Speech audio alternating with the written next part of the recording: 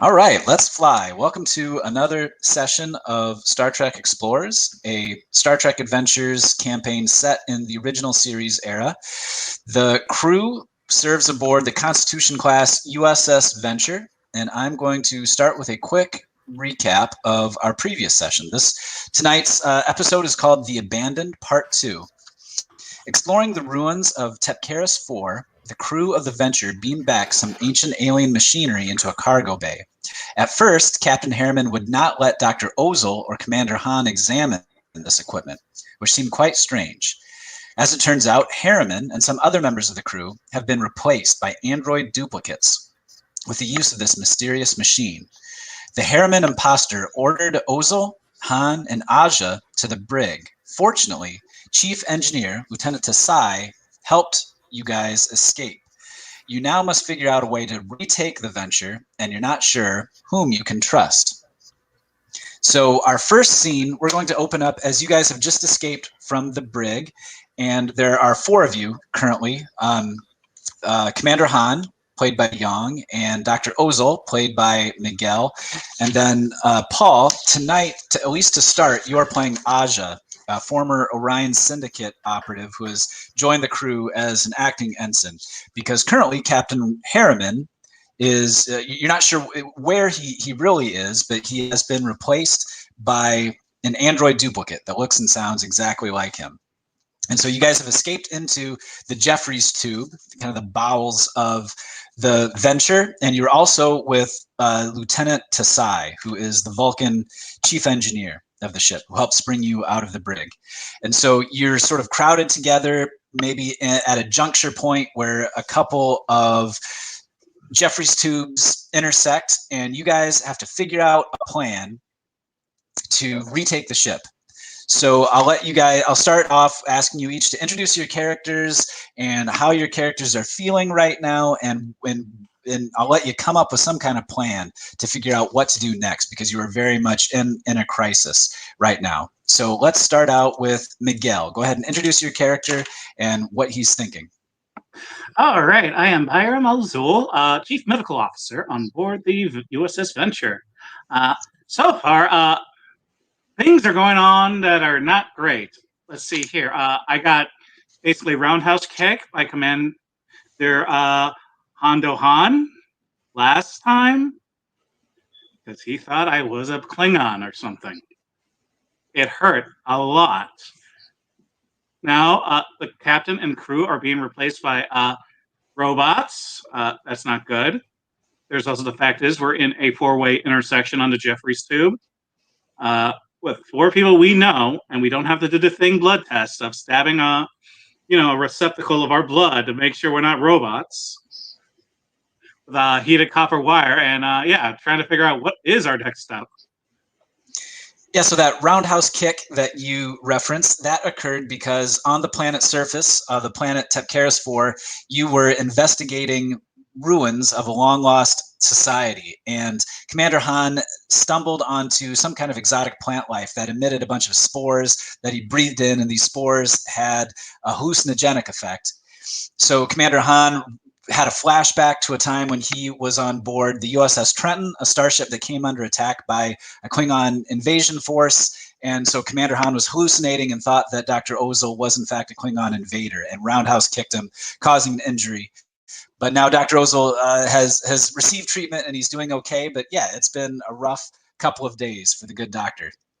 So the camera kind of pans around in this darkened Jeffries tube inside the USS Venture and zooms in on Commander Han. How are you feeling? He's feeling guilty and he's feeling confused, and he doesn't admit it, but he's a little afraid because he's worried that the captain is gone for good, and he doesn't know what's going to happen to the ship, and he's thinking unless the crew members that in this tube pulls through, then the ship could be doomed. Yeah, so you're absolutely right, Yong. You know that Captain Harriman has been replaced by an android duplicate, and you have no idea where the real Captain Harriman is, or even if the real Captain Harriman is still alive at this point. And so you guys are crowded together in the Stark and Jeffries tube, and the camera kind of rotates around, and we see an Orion woman in an acting ensign's uniform. That's acting ensign Aja. And Paul, go ahead and introduce Aja and how she's feeling at this moment. Well, I'm a split personality tonight because I'm playing Captain Robert Harriman, who is currently on the bridge, overseeing the removal of the last of the human crew before we warp out of orbit. I'm also playing Aja, who's normally an NPC, but is an Orion woman who the Venture kind of rescued a few adventures back, and is now, as you say, an acting ensign helping out on board ship. She's currently pretty scared. This is not something that she's come up against before. She's definitely of a mind of, does this always happen? And the answer right now seems to be, yeah, pretty much every week. That's right, almost on a weekly basis. And you are also joined by Lieutenant Tasai, the Vulcan chief engineer of the USS Venture, who is an NPC, but you can use, I've got her stats handy, and you can use her abilities. And just a reminder that you also have a point of determination at your disposal, which you can use in conjunction with your values to give yourself an automatic critical success on any tasks that you attempt during tonight's session. So I would like for you guys to maybe come up with a plan for how you're going to get out of this mess.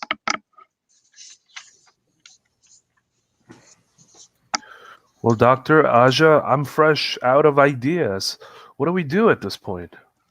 I don't want to suggest it, but I think we need to capture one of the robots and like figure out how they work so we can know how to turn them off. Yeah, go on. But last time we went up against them, none of our weapons worked.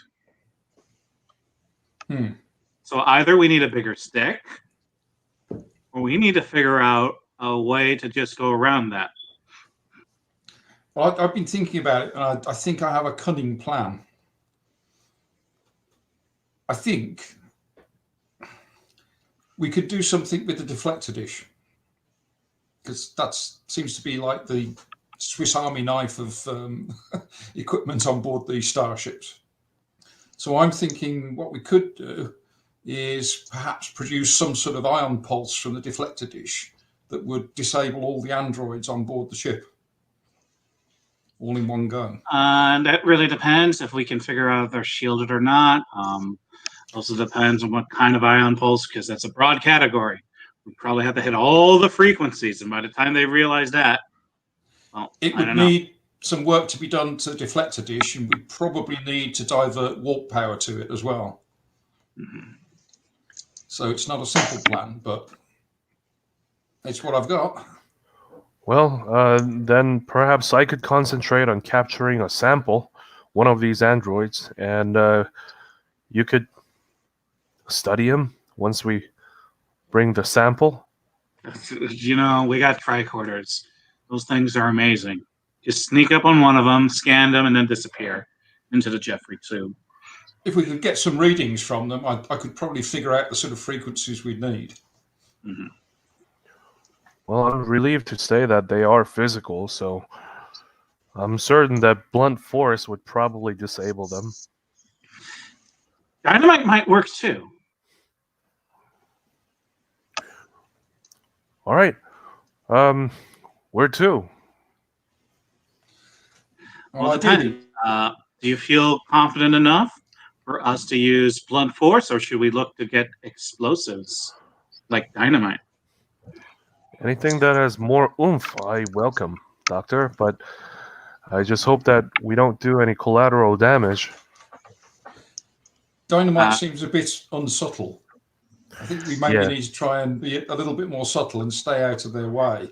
We need to try and find that really depends if our android friends don't have a sort of hive mind too, where they're in constant communication. Yeah, we could still do with finding one that's either on its own or where there's very few of them. And then it's a case of how do we disable them, because so far they seem to have the upper hand when it comes to strength and agility. Well, you know the engineering know-how, but perhaps we can scan for all the frequencies for possible communication channel that they use. Yep. Well, I mean, let's see here. They're using readily made materials available on the ship. This means is that they're still using, say, steel and all of this, which still has a melting point. If we somehow were able to create something like a plasma torch. Well, if we can get to the engineering tool lockers, there's going to be engineering tricorders there and probably things like laser welders. I'm pretty sure one of these wouldn't fare too well up against a laser welder. Laser welder. I didn't even know that they still made those things. Yeah. I mean, what we're talking about is something that isn't, we use our phasers and they were set to stun. So they were at a lower frequency, all of this in intensity. We just need to see if we can get a bit more joules out of our energy guns. Possibly. I'd still rather like to cut through them with some engineering tool. That seems pretty final. Well, I don't know about you guys, but I'm concerned about our captain. Where could he possibly be? Where was he last time? Well, he was down on the planet with you three, wasn't he? You two. Could it be that he's still down there right now? I suspect so. I see no reason why they'd bring him back up. I mean, the other thing is just to have the computers search for signs of life, like the captain's thing, twice.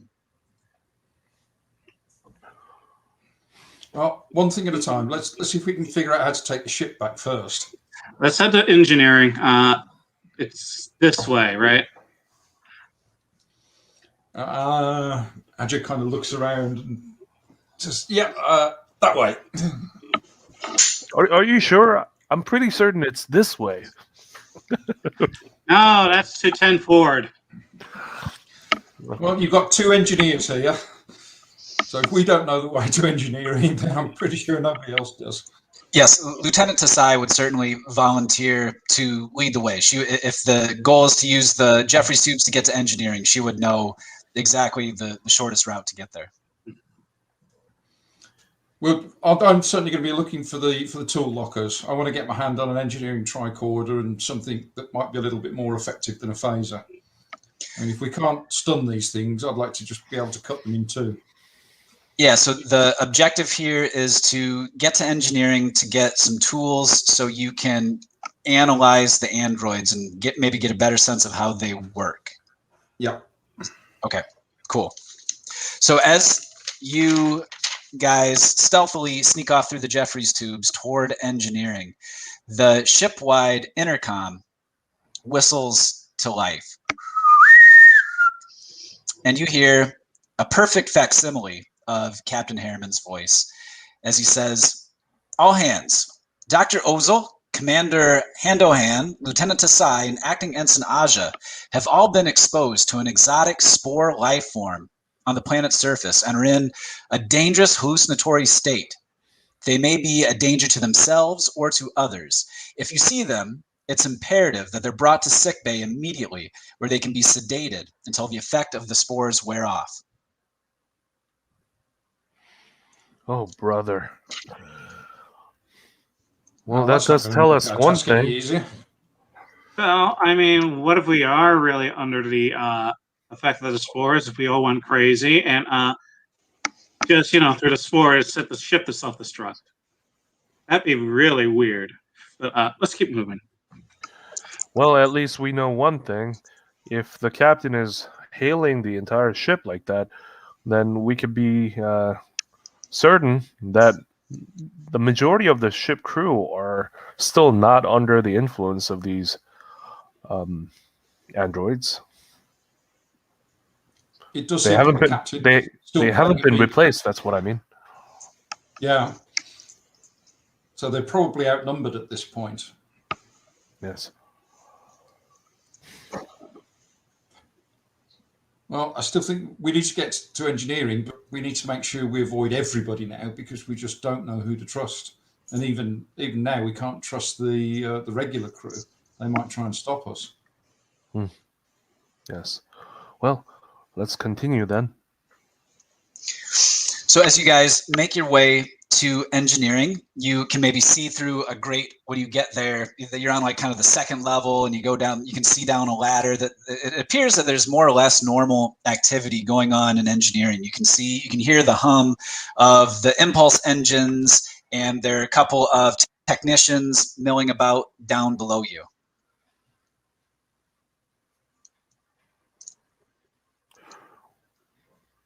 We may need to talk to them. So where would the tool lockers be? Presumably sort of off to one side of the engineering bay somewhere. Yeah, so I would think, maybe if you were to get out of this vent and shimmy down onto the catwalk below, maybe you could get to an equipment locker. The trick, because of that announcement you just heard, you think if anyone were to see you, that they might try to apprehend you or make you go to sick bay or something along those lines.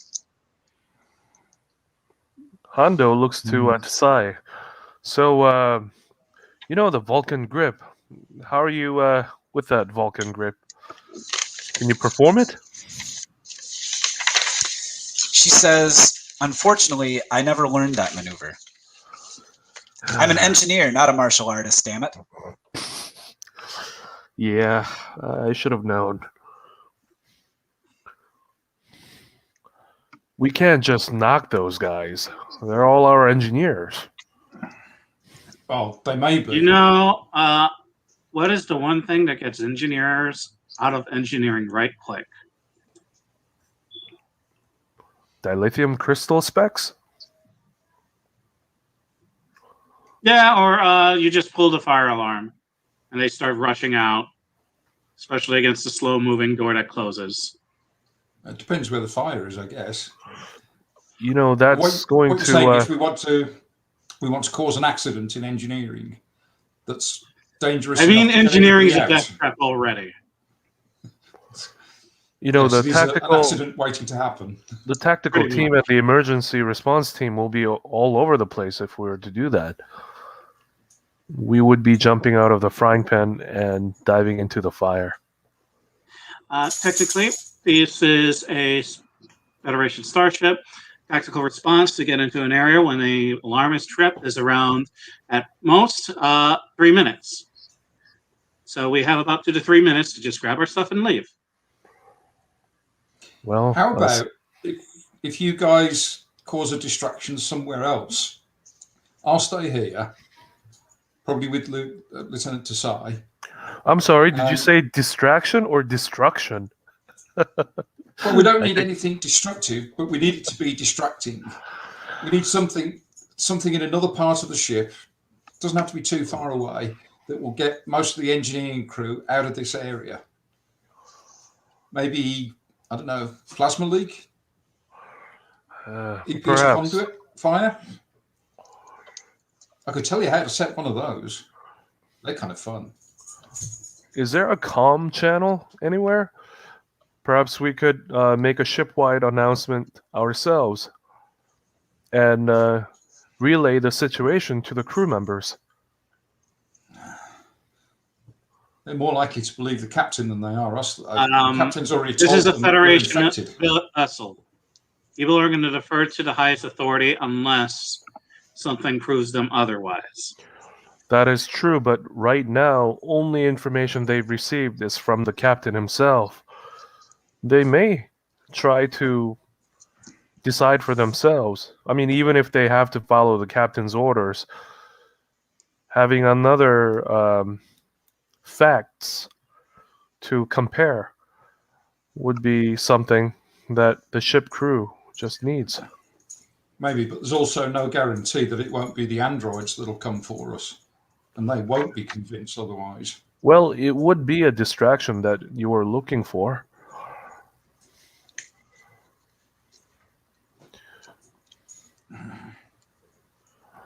Well, Aja, Sai, you're the engineers and we can't have you captured. And, same with you, Doctor. You're the one to analyze xenobiology, and You're not volunteering to just do this, okay? I'm not Don't- going to get captured. I'm not volunteering to get captured, but I'm just saying if there needs to be a distraction, I think I'm the most expendable here. Okay, you know what? We need to schedule a one-on-one. That is very much a very negative thought there, Hondo. Secondly, we can assume is they do not have control of the computers. We can just set up a false alarm somewhere else on the deck, which will have the security go over to check and give us free reign here. Well, we need something that will get the engineering crew out of the way and not security. We need an engineering problem, an engineering disaster. I mean, I can show you guys how to cause an EPS conduit fire. All you need to do is head down a deck or to the far end of the engineering section of the secondary hull and cause a problem for them. I mean, this is a Federation starship, guys. You touch those consoles the wrong way, they explode in front of you. Yeah, that's the point. Yeah. We want them to Why explode. is it so horribly built? These are death traps. I've not figured it out myself, but it might actually come in useful about now. Come on, Doctor, have some faith in our Starfleet technology. They're the best in the entire universe. Faith, what makes you think the regular engineers are going to have that much faith? Once you set off an alarm, they're probably going to start running. Especially if you get some of those consoles that just explode randomly. Exactly. I think, by the time that we finish talking like this, we'll be surrounded by all of the crew. We got to move quickly. Actually, Commander Han, just as you finish that sentence, I'm going to spend 2 threat as you guys having your confab up there in the Jeffries tube draws the attention of one of the technicians who starts moving in your direction, climbs up the ladder, and is like listening to your conversation, and he's just below the vent, and you can hear it, and he's like, I think someone's up there. Huh? What is that?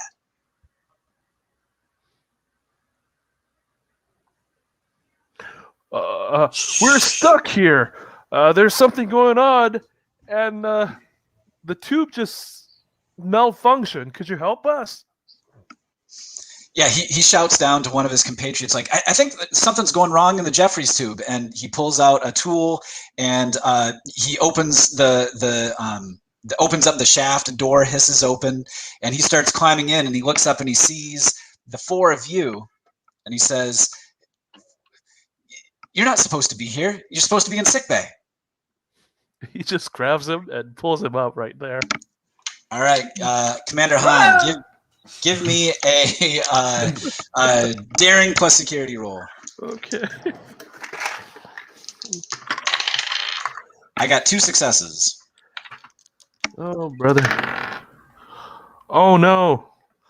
I got 1 success and 1 critical failure. Okay. So you tried to pull him up, but with the critical failure, this technician, this engineer, resists you and kind of grabs a hold of you and pulls you back, and you tumble out of the Jeffries tube and slam down onto the catwalk immediately below, and you're going to take some damage, Commander Han. Oh, man. Luckily, it's not very much. You take 2 points of stress damage as you land with a thud. But yes, of course, the thud echoes throughout engineering, and everyone, all the other engineers and technicians in the room just saw what happened. Okay, guys, let's go around Hondo and exit through the other side and grab the stuff and leave. Yeah. Well, you stay here and keep an eye on Hando. Yeah. Tasai and I are going to go around another set of Jeffries tubes to somewhere behind the engineering crew and see what we can do.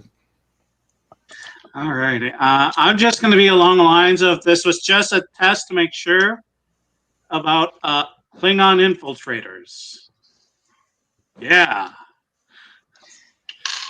Commander Han, what do you say as Dr. Ozil tries to explain this away as some kind of drill? He just stands right back up and says, "Well done, crewman. You have just passed the test." And the engineer that you basically landed right on top of this technician that pulled you out of the Jeffries tube, and he says, "Sir, there's just an announcement from the captain. He said that you're not maybe thinking straight. You've been exposed to some kind of weird alien plant life." Starfleet Protocol 2023. In case of a infiltration, assume main communications have been disrupted. Infiltration? What infiltration? This is a test to ensure about a Klingon infiltration on board the ship. You have passed, Ensign. This was all just a drill? It was Exactly. Captain Harriman's You know the brilliant... captain. He's always wants you to be at 110% ready.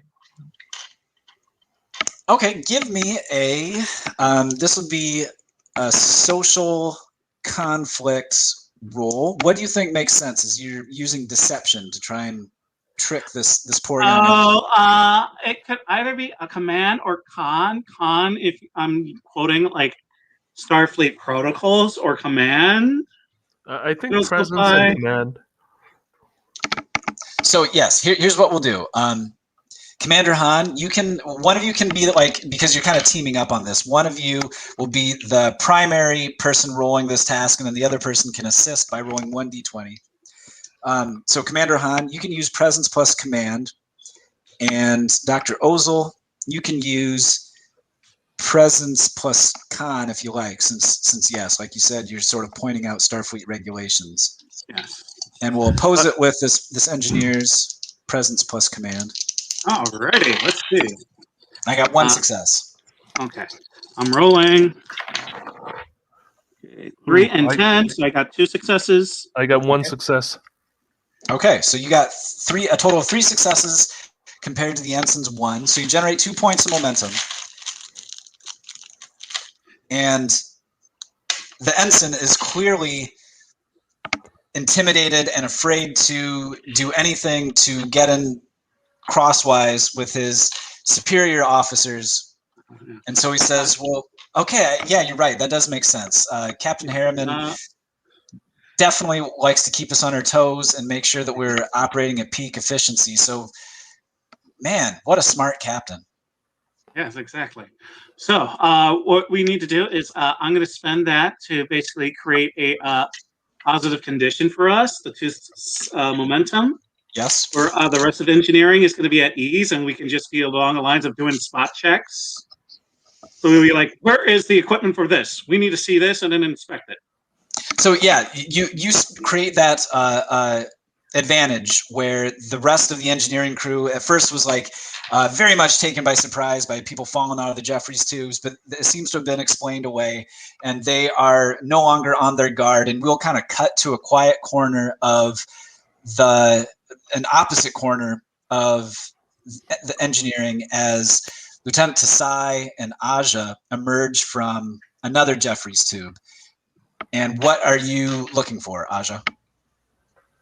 I think we're going to do 2 things. Lieutenant Tasai can go to the engineering tool lockers and grab some equipment. So a couple of engineering tricorders, excuse me, some hyperspanners, laser welders, that kind of thing.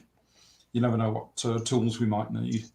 And I think at the same time, Aja is going to go to the computer and see if she can somehow either install or set up a remote communication link so that she can potentially take over the engineering computer from anywhere on the ship. Sure. It's the kind of thing that might just come in useful.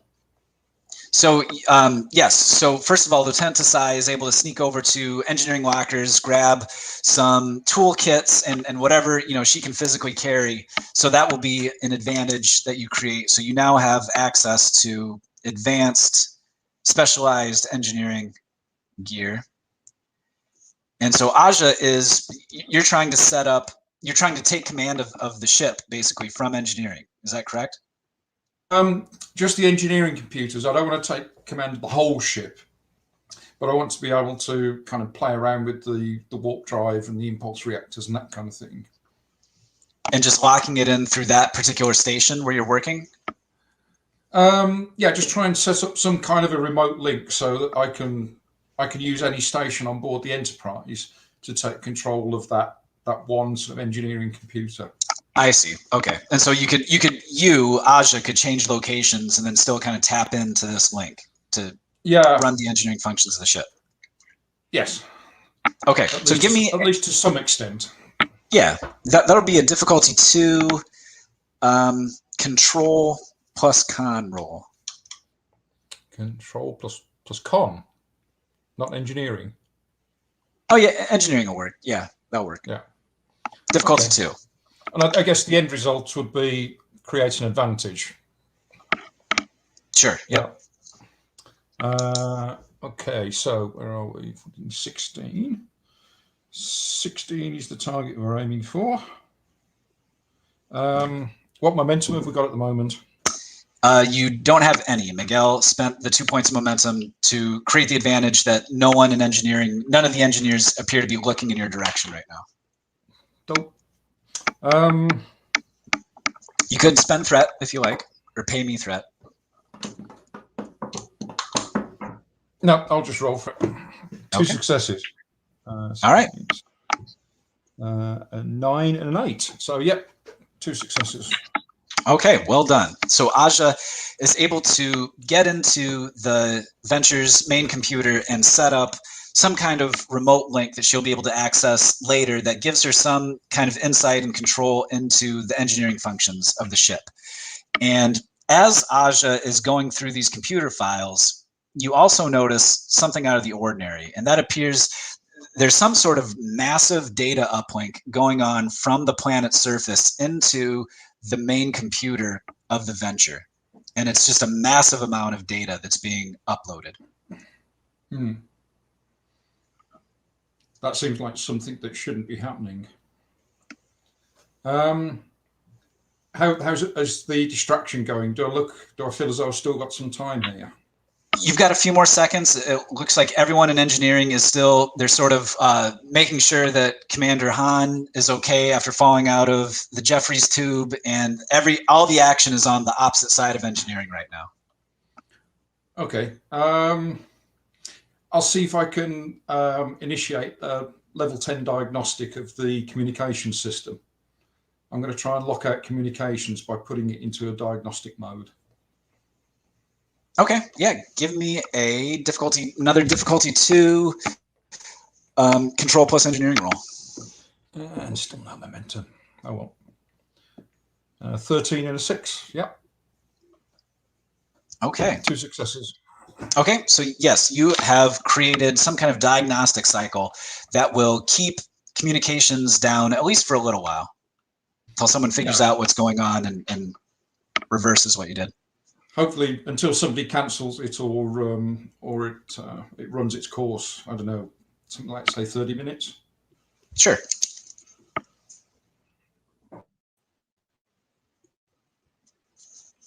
And with that, you notice that the engineers in the room are starting to kind of return to their normal duties, and you feel like your time of being able to do this stuff without being noticed is growing pretty short.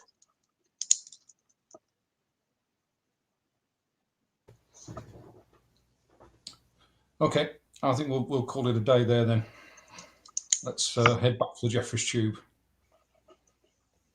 Yeah, Lieutenant Tasai has already sort of tossed whatever engineering equipment she could grab into the Jeffries tube and is waiting for you to join her. So both of you can duck in, shut the door behind you, and it seems that no one noticed you were ever there.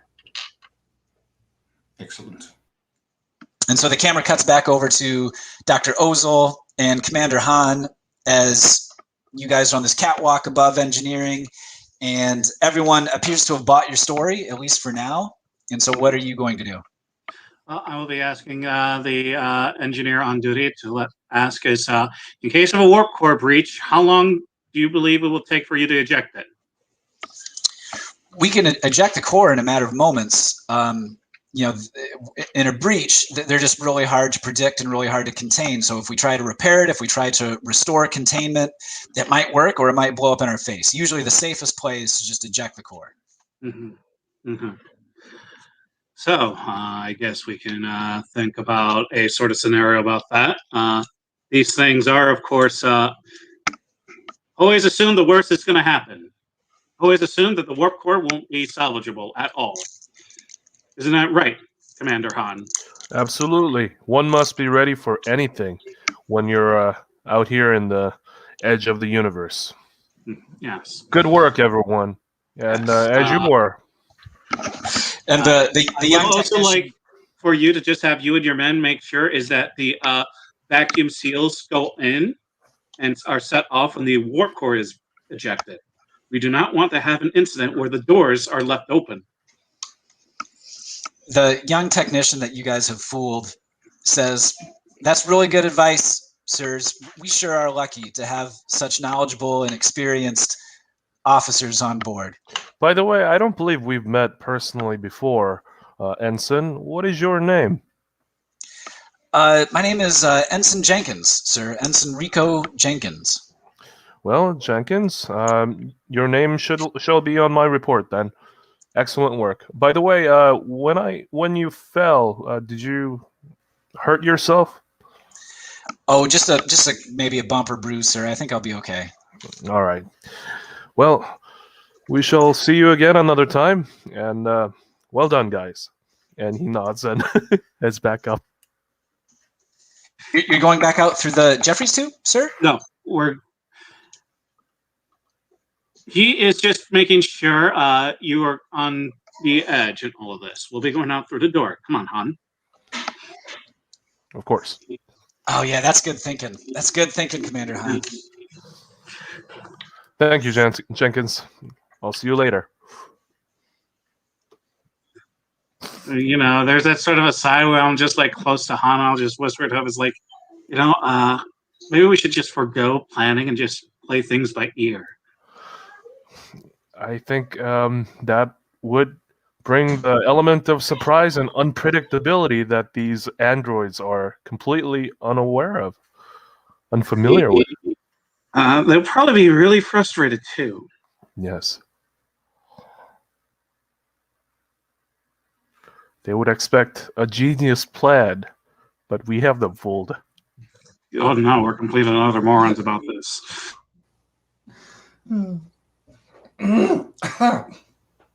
Okay, well, we've got a whole bunch of engineering tools now. What we need now, I guess, is an android. We need one we can take apart or scan. That first part of the plan is yours, by the way. Well, are we together in the Jeffers tube again? Or I think we want. Okay, we are back together. So, or easier are we... said than done. We don't even know who is and isn't human. We want to go around and like scan with that thing to make sure, get that calibrated. Maybe like, yeah, you got a little bit more lead in your blood than you should. Well, we should keep on the move because they're probably at some point going to be using the internal sensors to try and find us. When we were tussling before, with one of these androids, were they heavier than regular humans? No, you did not get the sense that they were. The only when you hit one, it kind of peeled back some of the flesh on its face and revealed circuitry underneath it, but it didn't look heavy. It's very difficult to distinguish one of these androids from a normal member of the crew without taking them apart.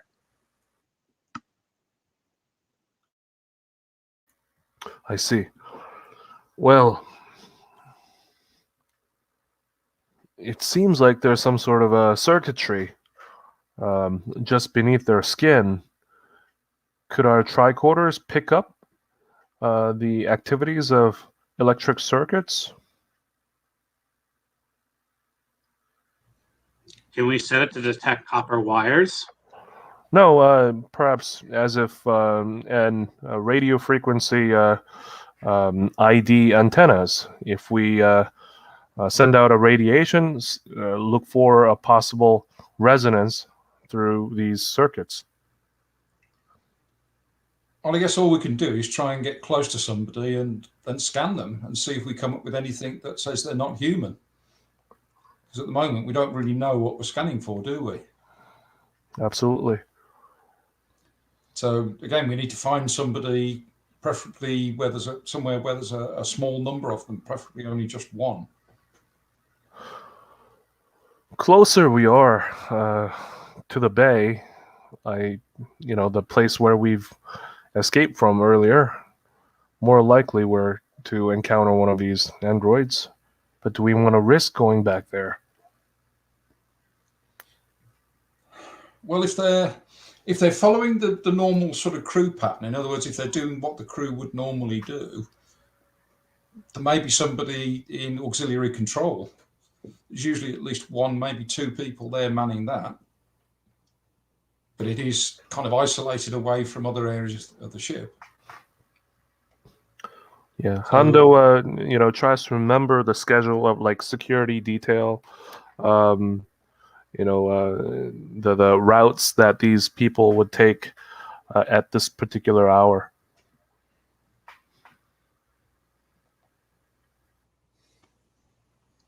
Yeah, Hondo, you'd know that stuff pretty much inside and out as the chief of security of the starship. So if you wanted to pick a location on the ship that would be isolated with few people around, you would know where. I'll let you guys kind of decide that, whatever you think makes the most sense. I think let's make our way to auxiliary control.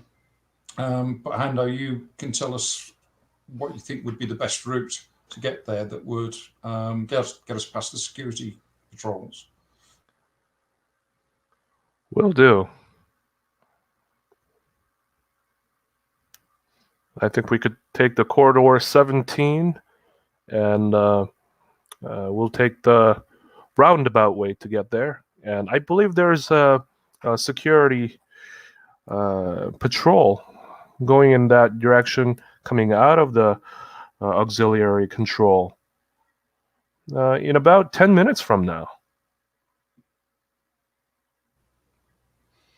Okay, let's see if we can get to auxiliary control with some time to spare, or possibly just let them go past and then make it.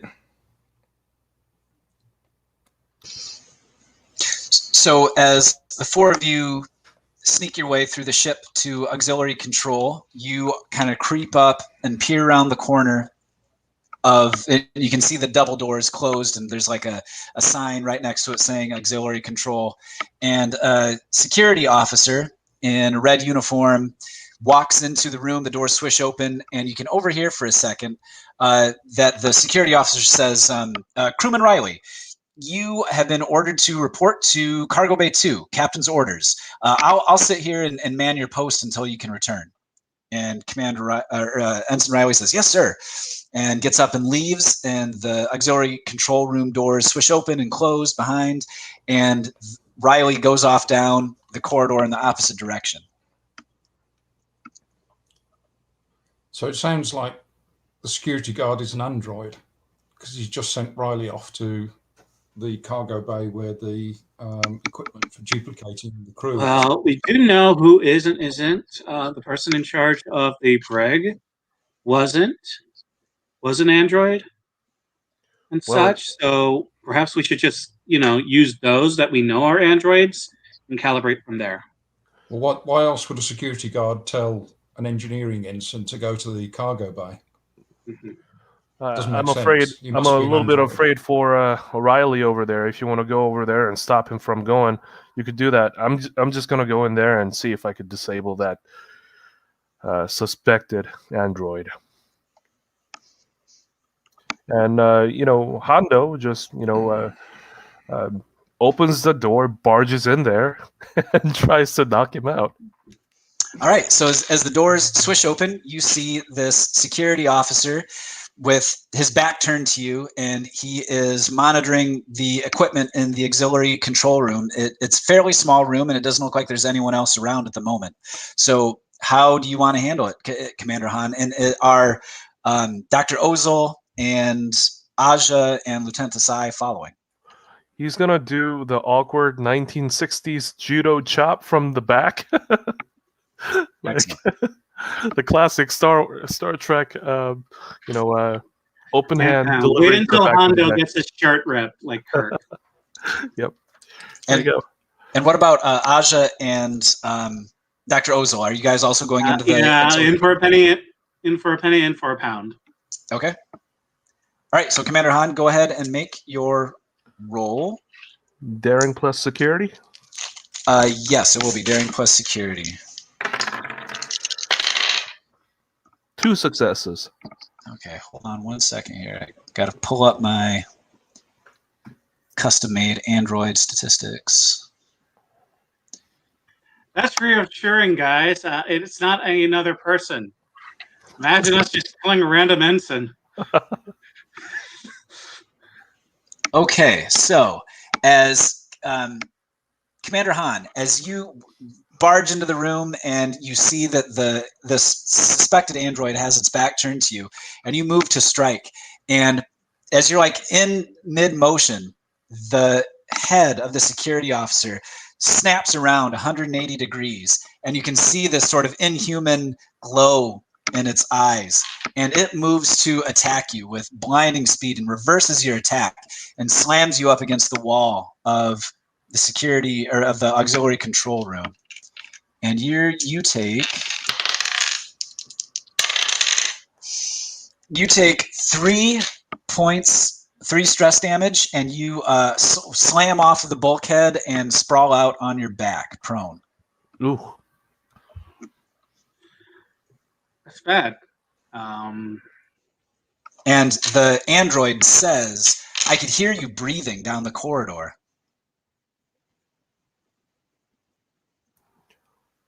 Yeah, he gets up and he tries to tackle the android again.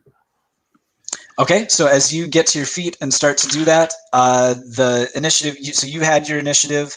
The initiative will shift to the android unless either Aja or Dr. Ozil want to keep the initiative by paying me 2 threat. I suggest if we pay the threat, you do the scanning check.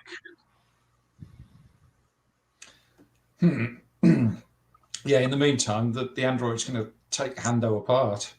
Go on, I'll pay the threat, but I'm going to take a shot at this android with a plasma welder. Okay, awesome. We'll treat that just like a... What do you think? Is that a ranged attack, or is that getting in close? Yeah. I would say it's a ranged attack, but from fairly close range. Okay. It's not like hand to hand, but if the android wanted to attack me, it probably could. Okay, that seems fair. And because this isn't like a weapon, designed weapon, will increase the complication range to 18, 19, or 20, causes a complication. And a complication in this case means Commander Han, who is engaged with the android, will also take damage. Oh well, nothing ventured. Excellent. Awesome. She says playing with Hando's life. Farewell, Hando. Yep. I'll aim to sort of cut this thing probably from sort of shoulder to hip. Excellent. And so this, obviously, this thing does not have a stun setting. So go ahead and make your attack roll. No. So what, daring and security? So it's a ranged attack, so it'll be control plus security. And it's difficulty 2. Ooh, that's actually my best combination. Difficulty 2.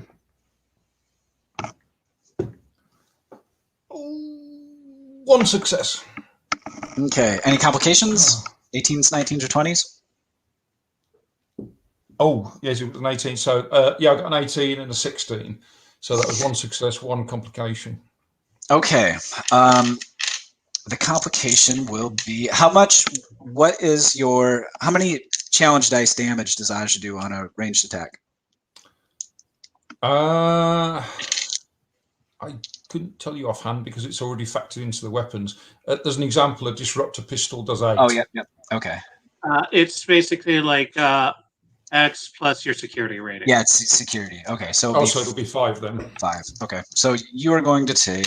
I'm going to roll 5, and then I'm going to take half damage for the complication. 1, 2, 3, 4, 5. So Han, you take 3 points more stress damage as you take some plasma burns from this welder.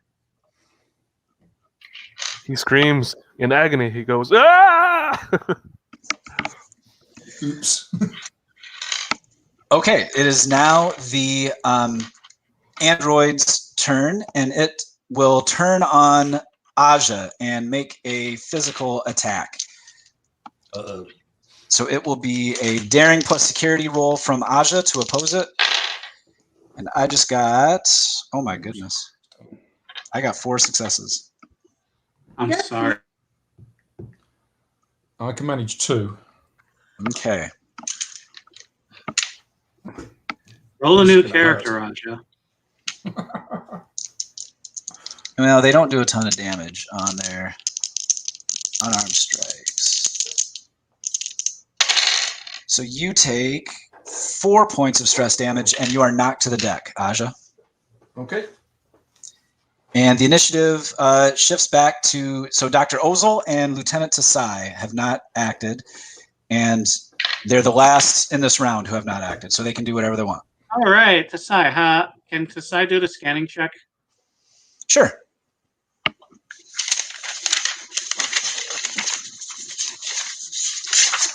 She has, we'll say, reason plus engineering, which is a 15 for her. So if you want to roll, it'll be difficulty 3 because these are pretty good. She's got the right engineering gear, but these are still pretty well disguised androids. Okay. I guess I'll use Ozil also to give it a set, so I'll be rolling 3. Okay. All right, 10, 6, and see here, and a natural 20. So I guess the fighting gets something knocked out. Let me see here. Yeah, what gets knocked out? I guess the tricorder.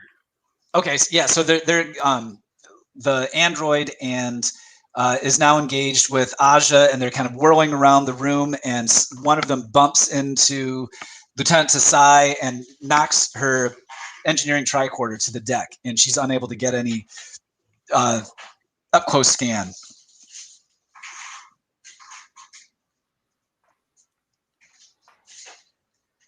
So that would be you assisted on that. So that's both of you acting. So we're in the second round of combat. Any of you can now act to start it off.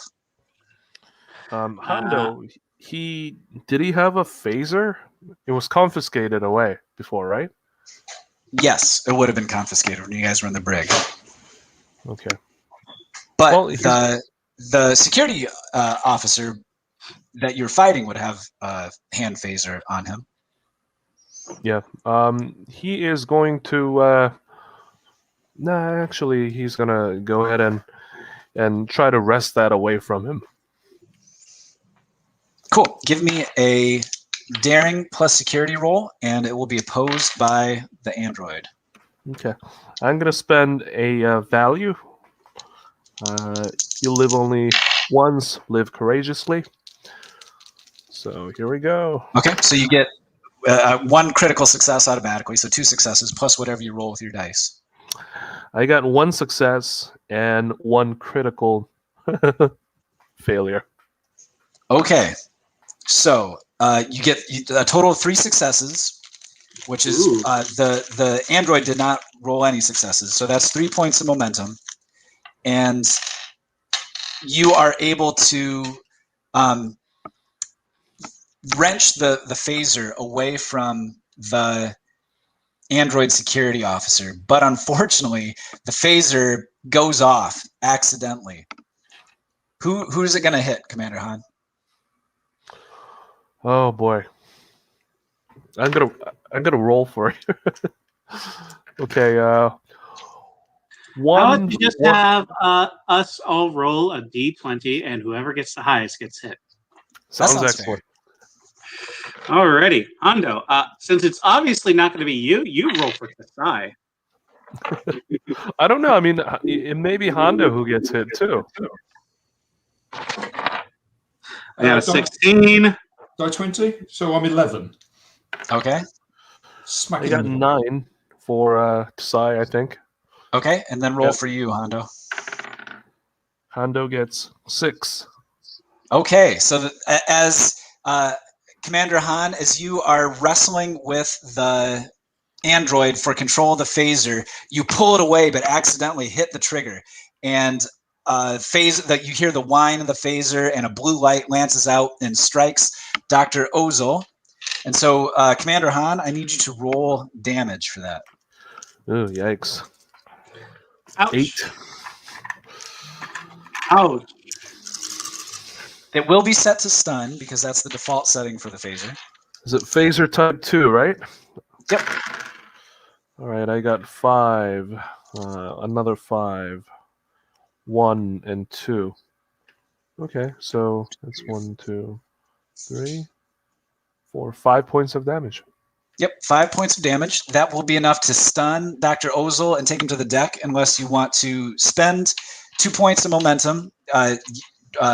Commander Han just generated 3 points. You could spend 2 to stay in the fight if you want to. I'll spend 2 to stay in the fight because holy heck, that was funny. Okay, so you, let's see, you take the stress damage, but you do not take the injury.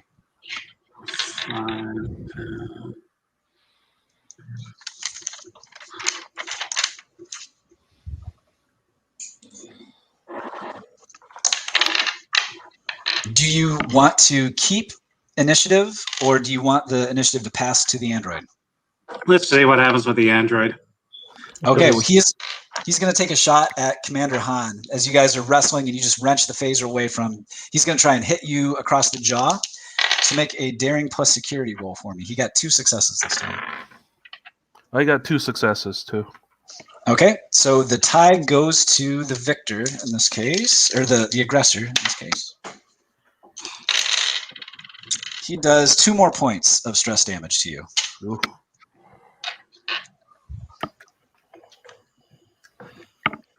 And the initiative shifts back to you guys. Let's see, Commander Han acted first. I think anyone else can now act. Yes. So, you want to try the plasma cutter again? Yeah, I think I'll go for it at close range this time. Okay. So I'll kind of use it a bit like a knife. Okay, awesome. So that will I'll be jam it up against the android and pull the trigger. Awesome. This will be a daring plus security roll. Which I did say last time is actually my highest combination, and I still failed at it. So it's just opposed by, because you're using it like a melee weapon, it's opposed by the android. He got 1 success. Did you manage 1 success? I managed 2. Okay, so you generate a point of momentum, and you can roll damage with... Ooh. What do we think the plasma cutter does? Plasma cutter. Let's just do it like your phaser, but it can't be set to stun. Okay. Well, I haven't got a phaser. Normally, I've just got on the character sheet a disruptor pistol. Oh, So yeah, that's- just same thing. Roll for that. Okay, so that's 8. Okay.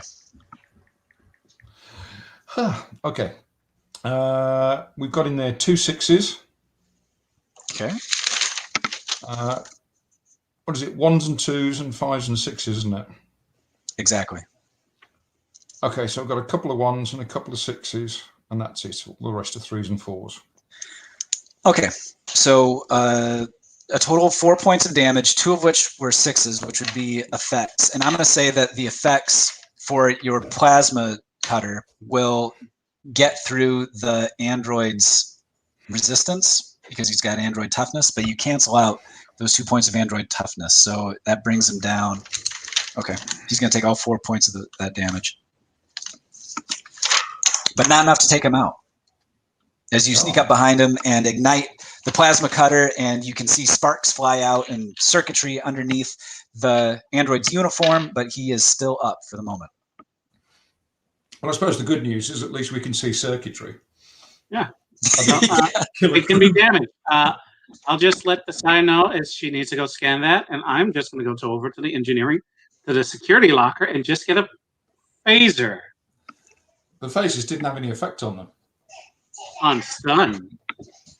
Well, yeah. Maybe there's a phaser shotgun in there.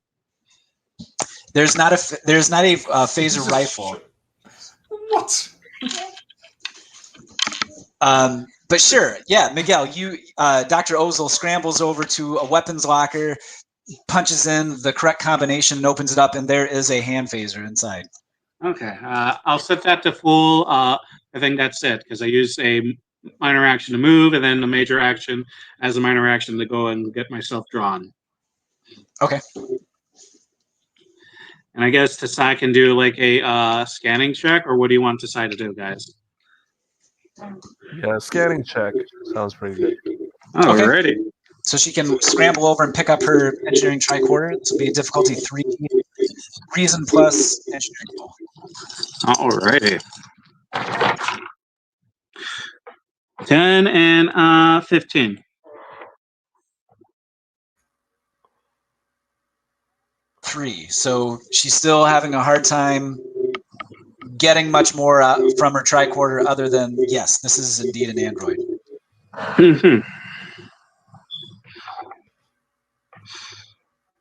Shucks. New round, new life. Yep, a new round. One of you, whichever one you want, can start at the top. So does Aja want to go all out, or should I just try it with a phaser at full charge? Either one of us at the moment. You try the phaser at full charge. Okay. I can set that to full and then do a minor action to aim. 1 second. So I think adjusting the phaser from stun to kill would be your minor action. Okay. Well then, so how many? It's a difficulty 2 roll, control plus security. Okay. Do we have an extra momentum? You got 2 momentum. I'll spend 1, get 3 dice. Let's see.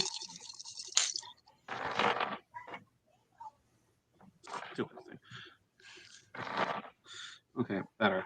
So I got a 5, 11, and I am just going to go ahead and spend danger as our mission to get that point of determination just to see. So I'll just re-roll these 2 missed dice. So you're spending your determination? To re-roll, yeah. Okay. Cool. I got a natural 1 and 5, so 3. 3. Okay, so you generate a point of momentum.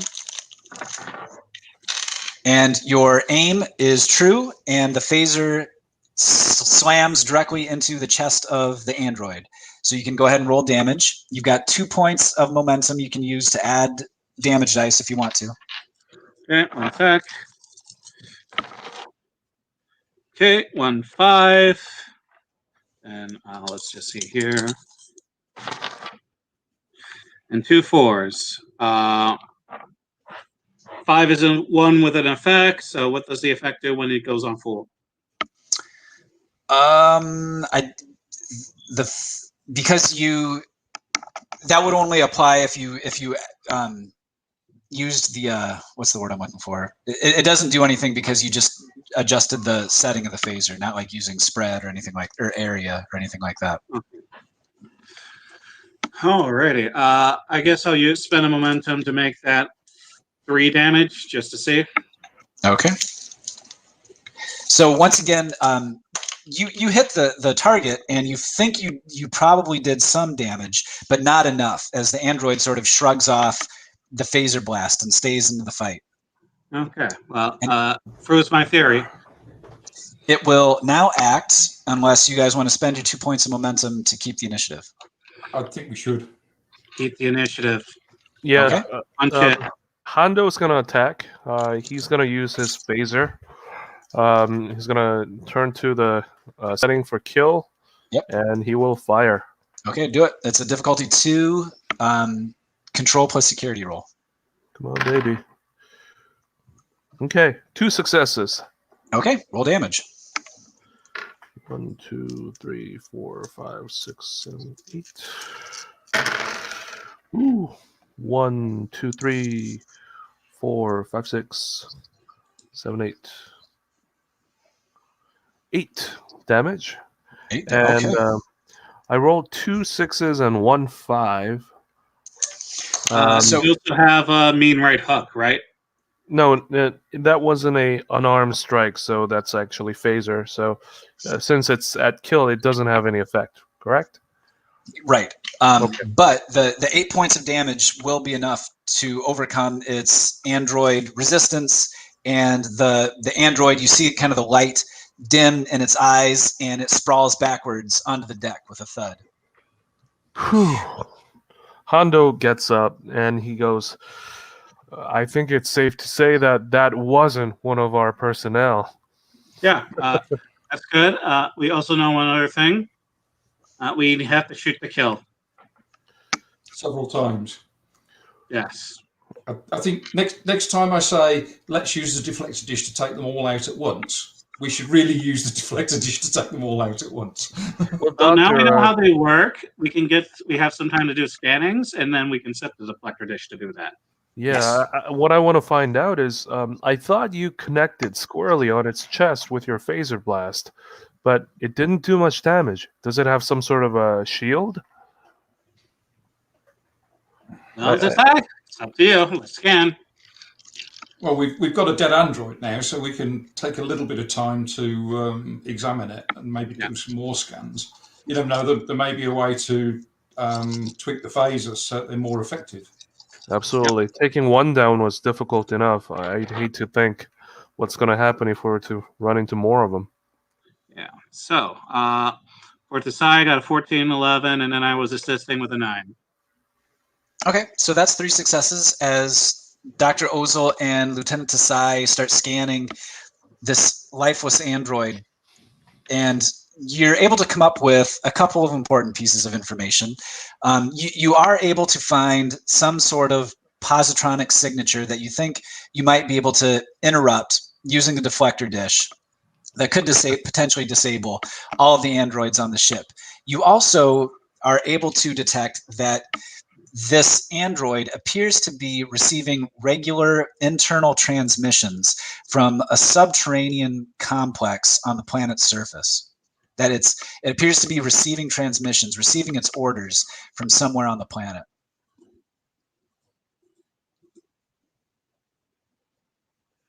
Great. So that could be where the rest of the crew are being held. Yeah. Idea is that the mainframe computer is going to be down there, and we have to head down there to fix it. Well, that seems like the correct conclusion. And it So what do seems we like want to we do? are the away team. But if we head down to the planet now, then we're not going to be able to come back, are we? Not while the androids are still loose on the ship. Well, if there's a centralized computer in all this, and if we're able to disable it, it should stand to reason that these androids would shut down, yeah? You mentioned that you could use the deflector dish to shut them down, didn't you? Might be able to. We'll need to take a look at the tricorder readings first. The other way to shut them down is to fire a photon torpedo down there, but we don't know who else is down there. Yeah, the rest of the crew could be down there. Yeah. If we fire anything at the planet, even if it's just a deflector blast, that might either kill or injure them. Let's disable all the androids we could here on the ship right away. And then we could worry about going down there and then with an away team to rescue whoever may be down there. Mm-hmm. Yeah, let's take the ship back first. All right. So, deflector control then. Cool. So as you guys have a plan to use the deflector dish and use it internally to shut down the androids. Before we cut to that scene, let's take a quick 5-minute break, and I'll deal with my daughter who's apparently throwing a fit. So a couple of minutes. Okay, look.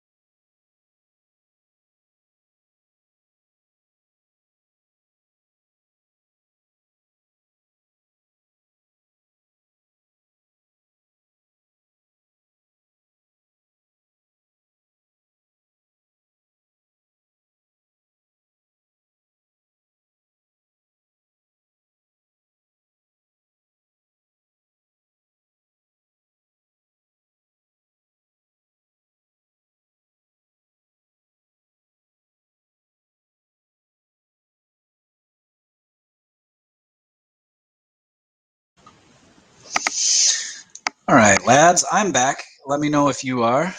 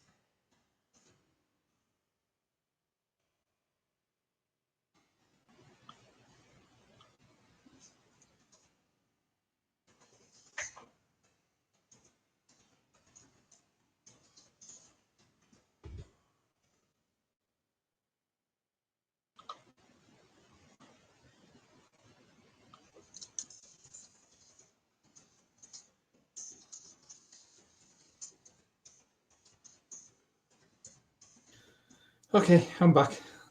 Cool. Yet heard from Yong and Miguel. I'm Yeah, back. just looking at a book. Back now. Got myself some ice cream. Oh, perfect, man. Never a bad time for ice cream. Yep. Okay, so let's reset the scene. You guys have just had a brawl with an android duplicate in the auxiliary control room, but managed to overcome it and do some scanning to figure out these androids' weakness. They run on some kind of positronic net, and you think that by redirecting the ship's deflector dish at the same frequency that their positronic relays run on, you can disrupt them and shut them all down. But to do that, you'll have to you've snuck to the deflector control room, and unfortunately, you see that there are not one but two red-shirted officers manning the security or the deflector control room. You can probably assume that at this point, most of the crew are now androids, and you've also figured out from scanning the previous android that they are receiving regular transmissions from some subterranean complex underneath the surface of the planet. So, what is the plan to get into the deflector control room and carrying out the plan to shut these guys down? Well, I know what to do when we're in there. You're the fighting guys. Well, you are, Commander. You could just say, to get these androids angry, just say that pi is 3.13.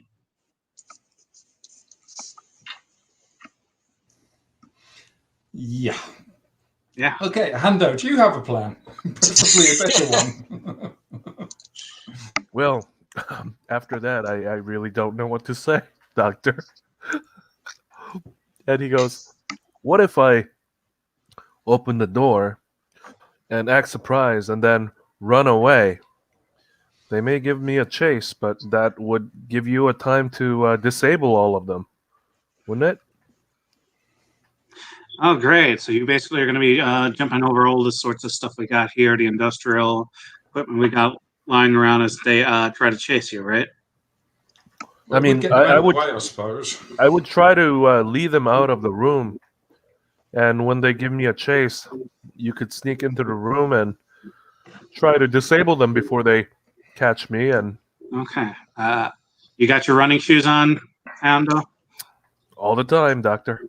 Okay. So what we can do is get in through the other side, through the Jeffries tube, and then we give you the signal, you open the door and start running. How long do we think the playing with the deflector dish would take? With Aja and Tasai working on it together, it wouldn't take very long. As long as you all are hitting the same console, like in those hologram movies. I think we're probably up to speed on what we need to do, so we could make it happen pretty quick, but you'd have to keep running for, I don't know, a minute or so at least. Will do. I don't think I have what it takes to take them down hand to hand. Okay, well, we're ready when you are.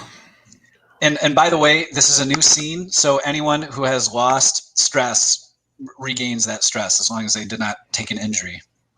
Oh, good. Commander Hando Han is at full health. Yes. Oh man, that was so scary. I mean, if you got an injury from falling down when that guy pulled you down, it was going to start going downhill from there. Yes. So Cyanadra will be in a Jeffrey's tube on the far side of deflector control. And as soon as we hear the androids leave, hopefully, we'll be in there. All right. Yeah, excellent. So what's Hando? Hando sets the phaser on wide beam so that he would try to hit them both, and then after that he's gonna bolt and have them chase after him. Awesome. So yes, you take a moment to adjust the setting on your phaser, and the door, kind of swishes open, and you see that they're both sitting close together at the controls. So they're close enough that you can hit them both with a wide beam shot. So go ahead and make that control plus security roll, and it is a difficulty of 2. He'll definitely aim lower to try and damage their legs a little bit, and also away from the controls. Sweep the leg. Good call. Right. Ooh, 12 and 12. So that's a success. 2 successes. Okay, so you can roll damage, and as long as you get at least 1 effect on your challenge dice, then the wide beam will hit both targets. If you don't get any effects, then you only hit 1 target. All right. Oh yeah, I got 6, so that's effects. Okay, so total up the damage, and it will apply to both of them. So 4 points of damage. Okay. So you jump in and fire your phaser on wide beam, and the shot hits both of the androids, assuming they're androids, which they appear to be, because they both immediately get up and start moving toward you. So I assume you're gonna run back down the corridor you came from. Yeah. Okay, give me a fitness plus security roll.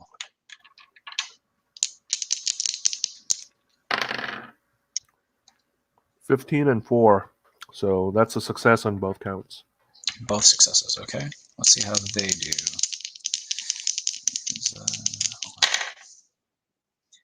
Okay, so I rolled 1 success and 1 20. So on the complication, we'll say that one of the androids is able to give you chase down the corridor. You outrun one of them and don't have to worry about it, but the other one is on your heels. So he hasn't caught up to you yet, but he is chasing you. So we'll cut to, that's Han's action. So what about Aja and Tasai? And what's Dr. Ozil doing during this scene? I think I was just like standing by Han, and as he runs out, and those 2 androids follow in pursuit, he just goes in and like closes the door.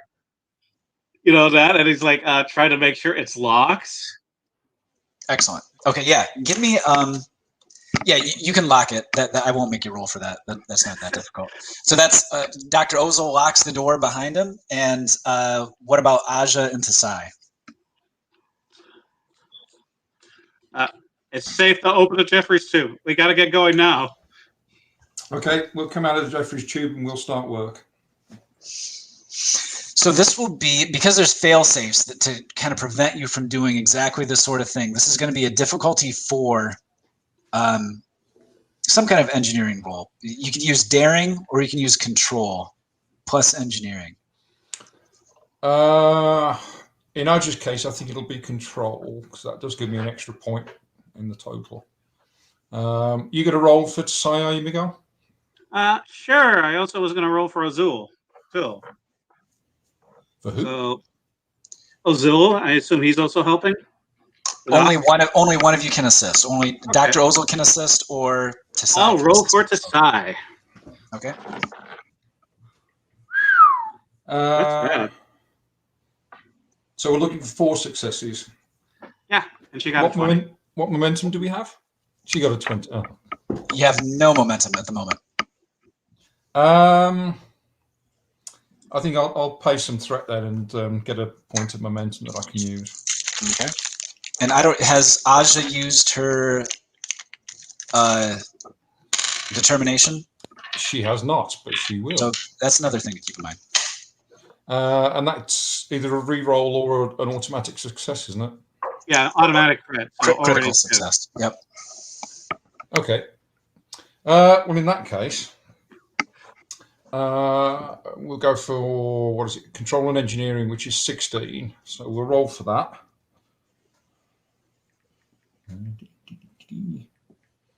So that's 2 successes. I'll use a determination to get the automatic critical. Okay. And I was burning a point of momentum for an extra dice as well, wasn't I? Yep. So you can roll that. Another 7. So that's the 4 successes, albeit at the cost of 2 threat. Okay. So Aja quite expertly is able to overcome the ship's fail-safes and redirect the deflector dish's energy back into the ship, kind of using the ship as a giant lightning rod for the energy that's usually directed outward from the deflector dish. Unfortunately, Miguel, were you rolling for Ozil or Tasai when you rolled that? Tasai. So Tasai, for whatever reason, makes some kind of mistake, really uncharacteristic of her. Maybe it's just because of how stressful and out of the ordinary these circumstances are. And when the task is successful and there is a huge bolt of energy that sort of encases the ship, and all of the androids, wherever they are, sort of jolt up as if they've been struck by lightning and fall to the deck and are disabled for the moment. But unfortunately, the mistake that Tasai made means I need everyone in the room, which would be Dr. Ozil and Aja and Tasai, to give me a fitness plus security roll with a difficulty of 2.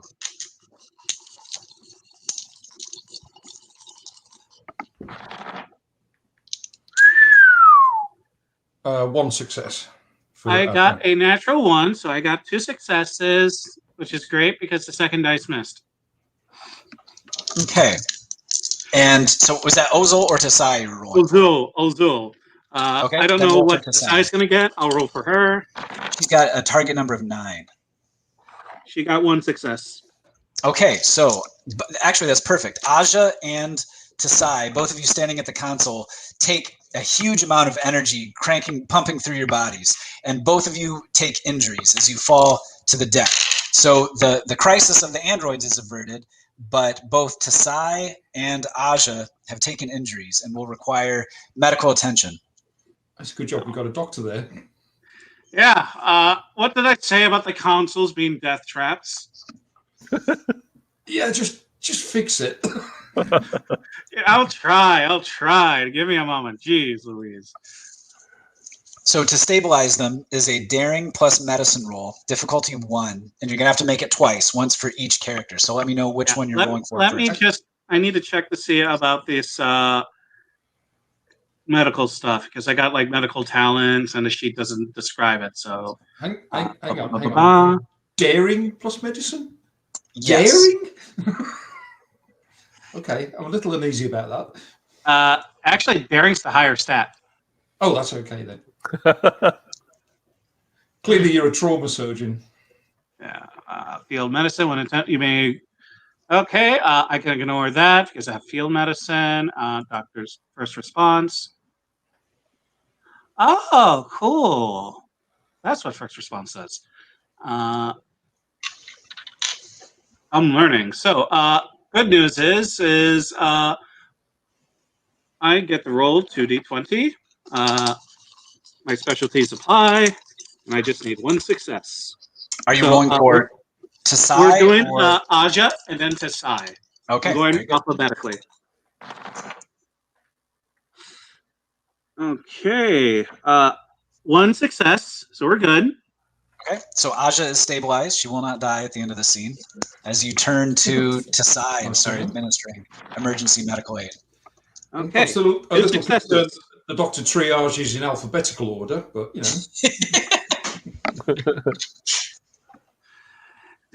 You don't want me. It is very much an impartial way. Kasai would agree with me on that, as I get 2 successes. Okay. You do not want your doctor to play favorites, correct? So you generate a point of momentum as the doctor is able to heroically stabilize both Aja and Tasai. But both of you are still injured. You've been electrocuted and will have to spend time in sickbay to recuperate. Yeah, too bad we don't have any time for that. Well, we should have at least some of the crew back now with a bit of luck. We just don't know how many. I'm guessing Hando's android that was racing after him. That's probably down. Hando's still running, and he turns around and he looks at the empty corridor, and he's like, "I guess it did work. Maybe I should go back." So he's going back there.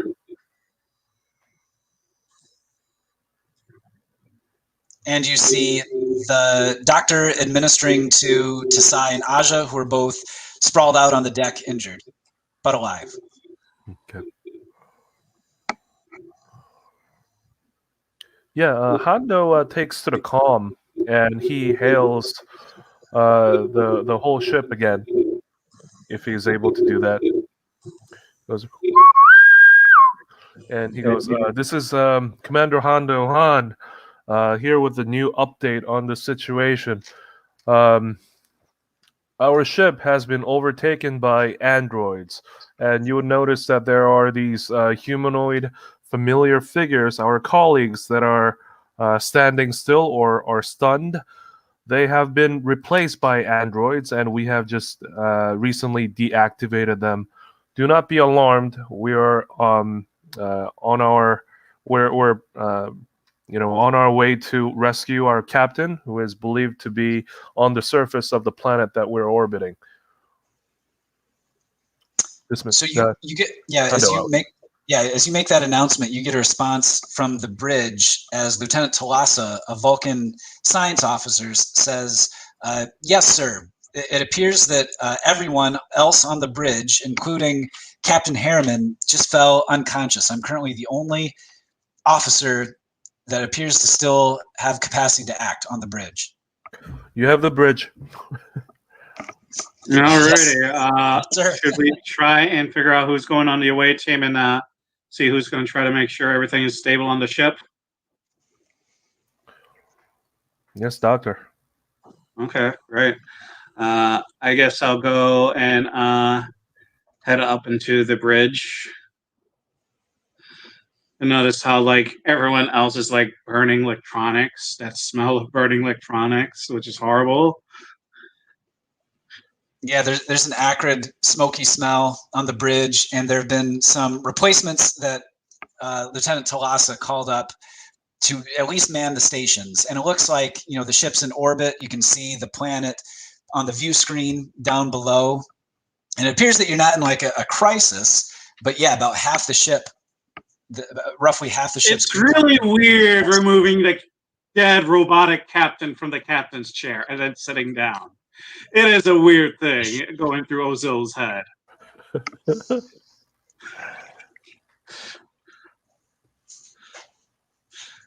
So, Commander Hando Han, who are you planning on getting down there? I do believe the 2 engineers would be useful in helping negate the androids. So who else do you think of bringing down? We're going to need at least a quarter of the security team. Because if it is indeed the captain who is captured down there, we're going to need all the help that we could get.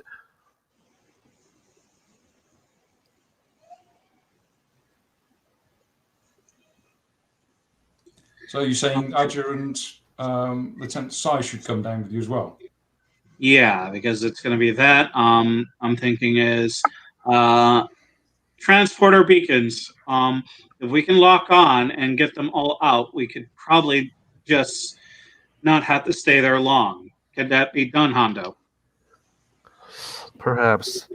Then again, if we were to mobilize a whole lot of people down there, they could come under the influence of those strange flora.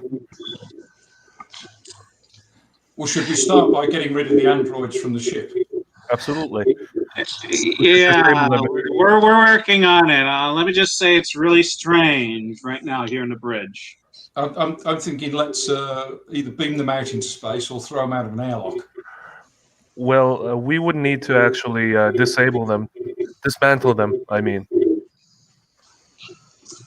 Well, throwing them out into space kind of. I mean, neutralizes them pretty looking effectively. at this, their capacitors have blown up. There's a strange liquid coming out of the captain. I think he's not coming back. I think you'll find that strange liquids come out of the captain every now and then. Yeah, maybe not the same strange liquids, but I believe there's a whole lot of Does information Harriman about have the Starfleet. concentrated battery acid for blood? Okay. I believe there's a whole lot of information about the ship and also Starfleet stored on these, what did you call them, positronic brains? So perhaps we should retain them and destroy them properly. So you want to attach a magnet to all their heads? Essentially. Do we think the androids are actually totally disabled? They got no chance of recovering on their own? Well, I believe they're disabled, and thanks to you, but I don't believe they're destroyed. So as soon as the signals resume, they could come back online, couldn't they?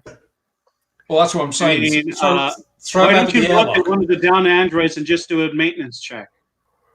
I think we should pile them all up in the same place, either blow them up or dismantle them at the engineering. Oh, just blow them out the airlock already. If we want to go back for them, we know where they'll be. They'll be in orbit. If we don't want to go back for them, fine, they're in orbit. And then it's a retrograde orbit, so they'll eventually go down into the planet and be destroyed. The end. Yeah, but if we need them in the meantime, we know where they are. And they're not aboard ship.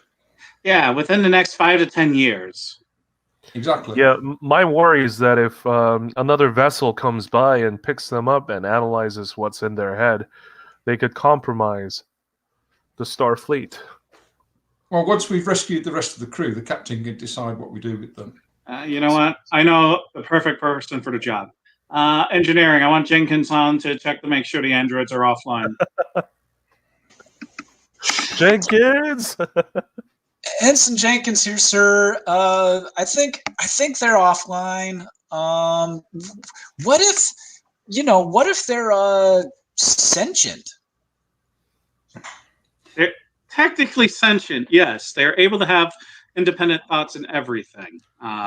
They're puppets right now. I mean, as far as we know, they were getting their instructions and signals from the surface, and they're essentially conduits for this signal that's coming through. You can destroy them, behead them if you need to. The question is, I brought Jenkins up was because would these things be able to turn on their own, or is the circuits that would have them be powered on basically busted for now?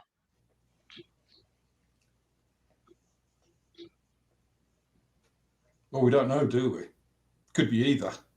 I mean, but Jenkins in the is looking meantime, at. Let's hope he took high school electronics. In the meantime, let's at least get them all in one place, like say a cargo bay, and then if worst comes to the worst and they start to revive, we just open the cargo bay doors. Cargo Bay 17 is empty, as far as I know.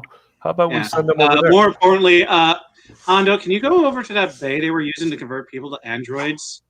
Get the other two there, and then I'll go ahead and get a crew to get organized to just start gathering up all the androids, because we can just upload the sensor data into the ship and it'll let us know where they are at. Sounds good to me, Doctor. Yeah, I'm on should it. be able to get a better location for sure. Yeah, so it doesn't take all that long to load up all of the disabled synthetics and put them into a cargo bay, and you can rig it so the cargo bay doors could open and jettison them all into the vacuum if you so chose. But they appear to be disabled and don't offer any kind of resistance or anything like that. Yeah, Hando comments, this is so creepy.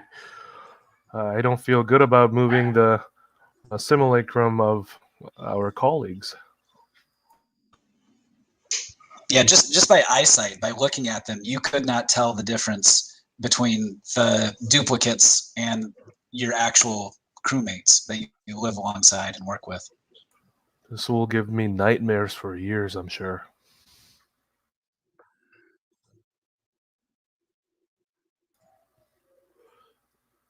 Yeah, I suppose we move them all into one cargo bay then. Cool. So what's next? The rescue team. We got to go down, get that going. I'll probably talk with the two engineers, see if they can actually replicate what they did with the deflector dish down onto the planet. And then see who's going in for the volunteers to rescue the captain. I think I could take 3 more from the security team.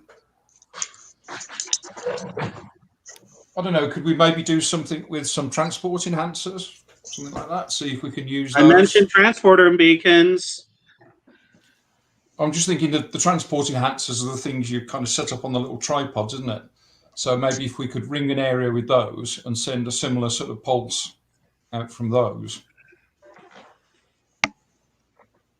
that might allow us to cover a particular area and disable all the androids in it.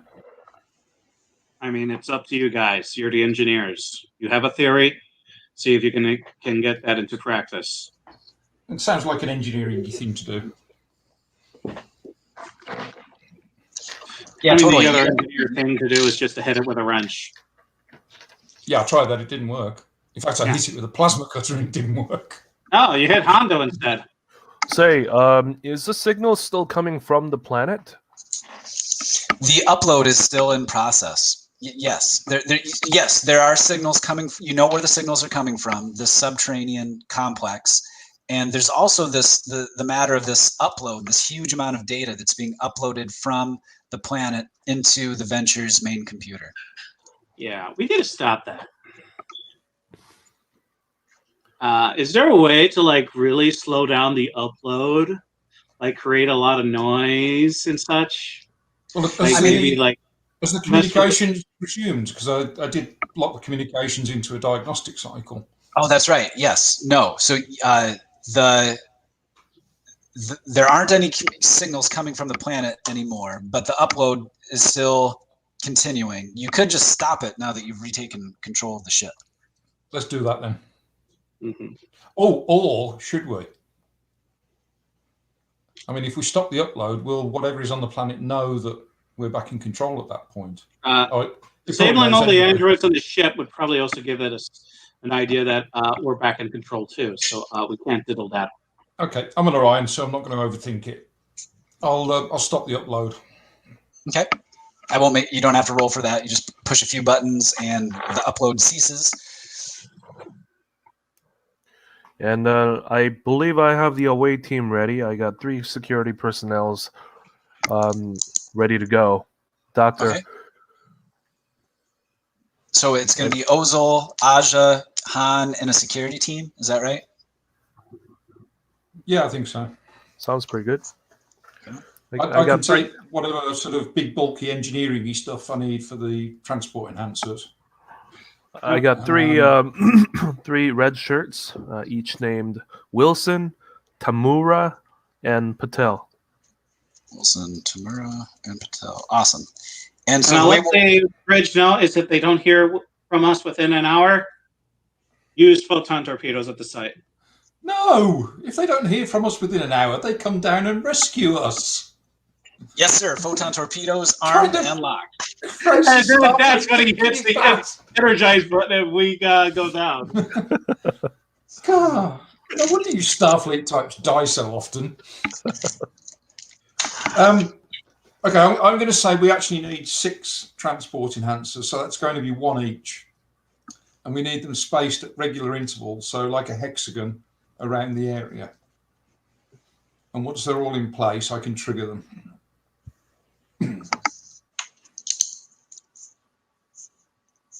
Cool. Because I just didn't feel like making it easy. I like it. Well, at least you're not asking us to do a perfect circle.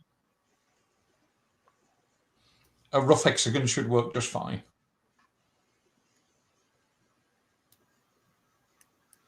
All right, then. Let's go and rescue our captain. Excellent. So the three of you plus so six of you get on the transporter pad, and the transporter effect washes over you. You hear the whine of the transporter device, and when you come back to your senses, you are in a dark sort of cavern with all kinds of computer equipment scattered about the room, and it's sort of flashing and flickering. And you see that you're sort of on top of a rocky outcropping, and there's a giant pit that surrounds this outcropping, just dropping down into darkness on three sides of it. And there is there's just one other figure in the room standing next to a giant bank of computer devices, and this figure is tall, like over 7 feet tall, humanoid, but with a really wide, bulky shoulders and sort of a bald head, and turns to you and says, "It appears you have disabled my brother androids on your vessel." Yes. Yes, we did. You have kidnapped our crew and replaced them with doppelgangers. What is your intent? Why did you do this? We wish only to find the old ones. We needed a ship to help us do that. You do realize you could have asked, and we could look for a freighter and then give it to you. And you might have said no. That's still a possibility. We have had so few chances to get off this planet that when we detected your ship in orbit, we decided that we couldn't leave it to chance, that we needed to take over your vessel, for we have been abandoned here for thousands of years. The old ones left us here. All right. One thing.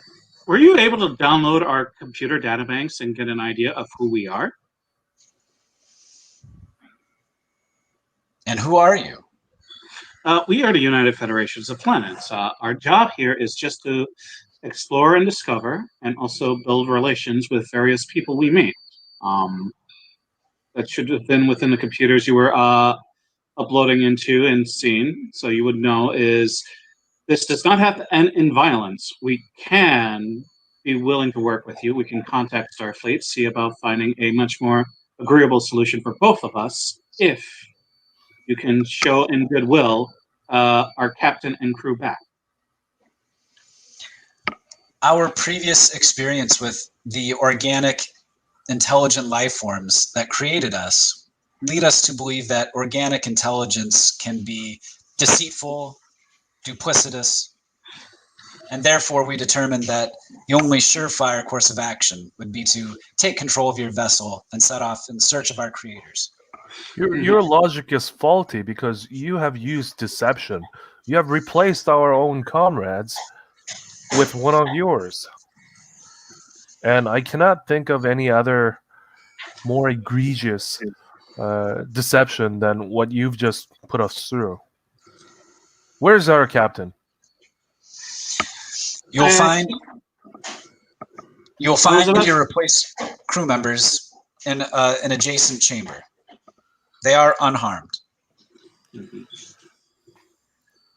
We can take them back.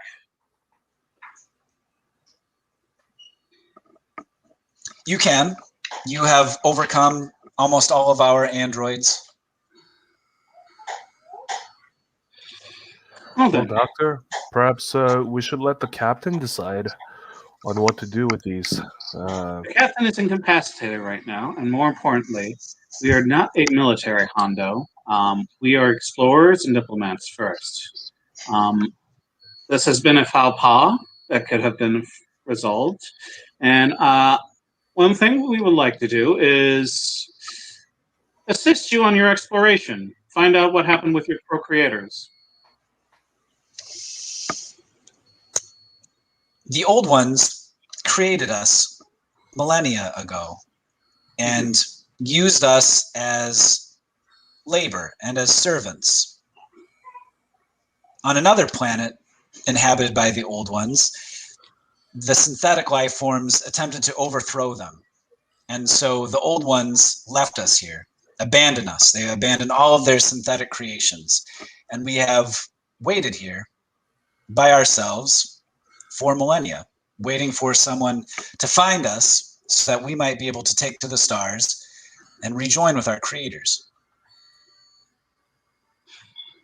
And Do you believe your creators would welcome you?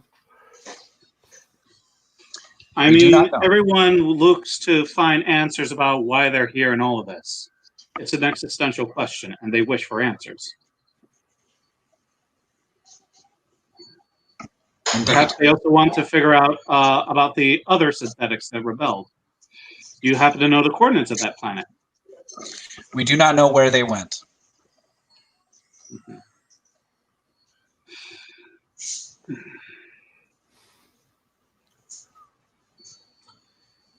Doctor, we're here to chronicle and to observe. If we were to actively play our hand in having these sentient artificial life forms leave the planet, perhaps we could be aiding in their spread and destruction throughout the galaxy. You've seen what they've done to our ship. Yes. That is a very astute observation, but they still are sentient people. And more importantly, they have the right to exist, just like you and I. Yes, so we would not destroy them, but they have, by force and deception, overtaken our ship and are still holding captive our captain and our captain has been released. All of this, and I'm sure, and then the door to it is open, and all this, showing us that they're unharmed. Yeah. Yes, a door opens up, and you can see that there are members, dozens of members of the Venture crew that are unconscious. But if you can, the android says that you're welcome to scan them. They are unconscious, but they are unharmed, and they can be awoken at a moment's notice. They're simply in stasis. What I will do now is I'll radio the bridge, let them know is we are able to rescue the crew. I need to have a direct link with the nearest starbase. You are not very near any starbases. I know. It's going to take a long while. So how about this? If communications would take too long, we could, of course, would it be possible for you to create an emissary?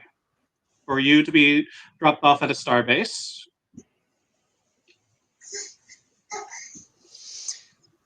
That would be acceptable. Before the discussion goes further, let me ask you a question. You said that your brothers, the artificial kind, rose up and tried to overthrow your creators. That was on a different planet.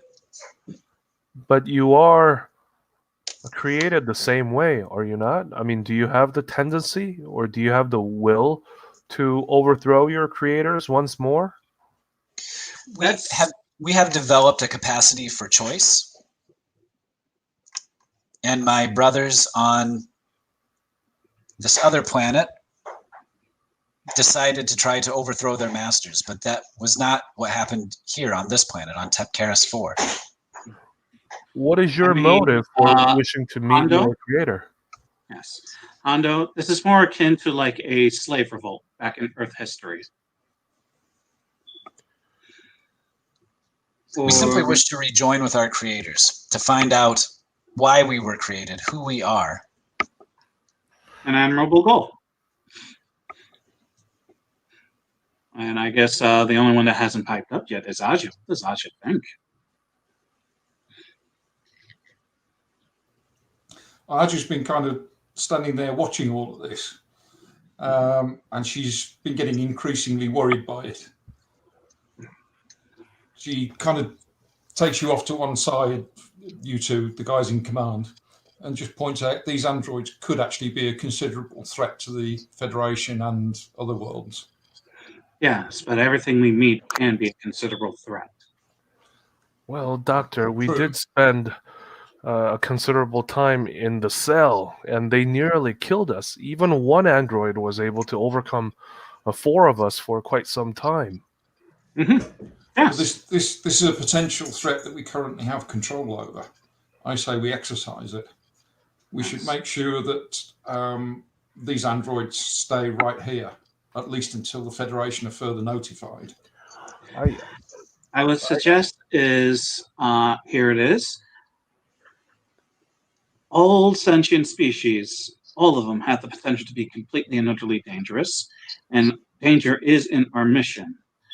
There are certain points where we will probably have, like as I said, like Klingons, who are, of course, we always see them be warlike and all of this, but should we, force all Klingons to stay on Kronos? No.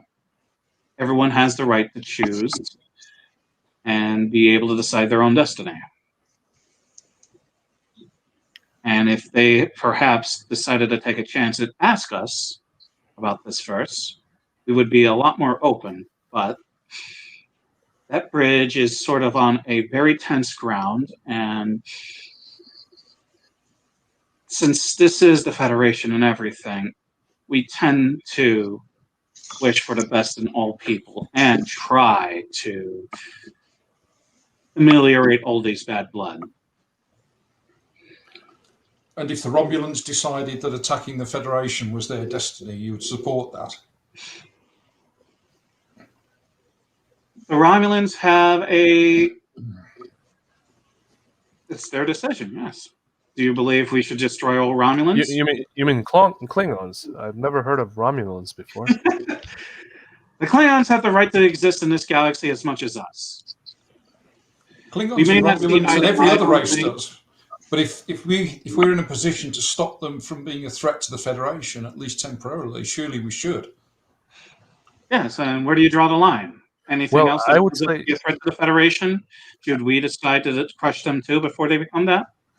I'd say inaction is just as powerful as taking an action here, because they, and he looks over to that android and he says, he or she, it already had a chance to speak with our captain, and it was their decision to incarcerate our captain and our crew members in here so that they could systematically replace our crew.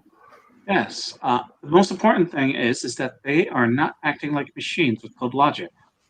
They are acting scared. But they were a threat. They still are a threat. Mm-hmm. Do we ignore that? As I said, we can have for their emissary to be of a specific specification, something along that lines, and then we just drop that emissary off at the nearest starbase, and we start working, and they start working on dialogue there. Doctor, I do appreciate your concern for other sentient life forms. It is your duty to save everyone's life, but I think actively empowering these androids to travel to different parts of the galaxy with fully knowing what they're capable of doing at this juncture, after having our captain and the crew kidnapped, may not be the wisest thing. It may be we may be creating a more dangerous situation for our crew. Mm-hmm. I think knowing that they're here would allow us to communicate with them in the future. Perhaps the captain would speak with the Starfleet to send emissary here rather than take them out from this planet. From what I can see, they've been placed here as potential criminals and danger. As if we place our dangerous... Hando, I would say, is be careful about saying that. Would you say Africans that were shipped to the Americas were criminals and malcontents? I think this is completely different from what you're saying. Well, we are dealing with sorts of things about science fiction authors and how they usually use robots and androids as a metaphor for basically slave labor in the United States. I think it's a stretch, Doctor, but perhaps we could talk more about this on our free time. I would say I understand your concern, but as far as my own opinion's concerned, after what we've just been through, I don't think we're at a point where we could offer them a free ride to the nearest planet or anywhere else. They are dangerous. They nearly wiped us out. And what isn't dangerous in all of our journeys? I want to understand that, Hondo. Everything is. But most others that we've encountered so far, even the Klingons have been open to dialogue before shooting at us. From time to time, yes. But also you have to realize is that the Klingons are also acting on human impulses, much to Sai's chagrin. Sometimes you don't know what the other side's going to do, and that's the big thing about these sorts of things. Perhaps a compromise might be in order, the lead android says, and he approaches and he says, even just a small ship, so some of us could set out in search of our creators, or even communications equipment. Communications can be done. I do believe that will be agreeable with both Hando and Aja. Yes, that I would agree with. Okay. More importantly, I would also send a report to Starfleet, let them know about you all, and you can start dialogues with them. Perhaps, maybe you guys would actually be joining Starfleet too. We're explorers, and you're looking for your own sort of truth as well. So let's just get our crew back, and then I'll signal the bridge to get some sort of communication stuff down and get that going.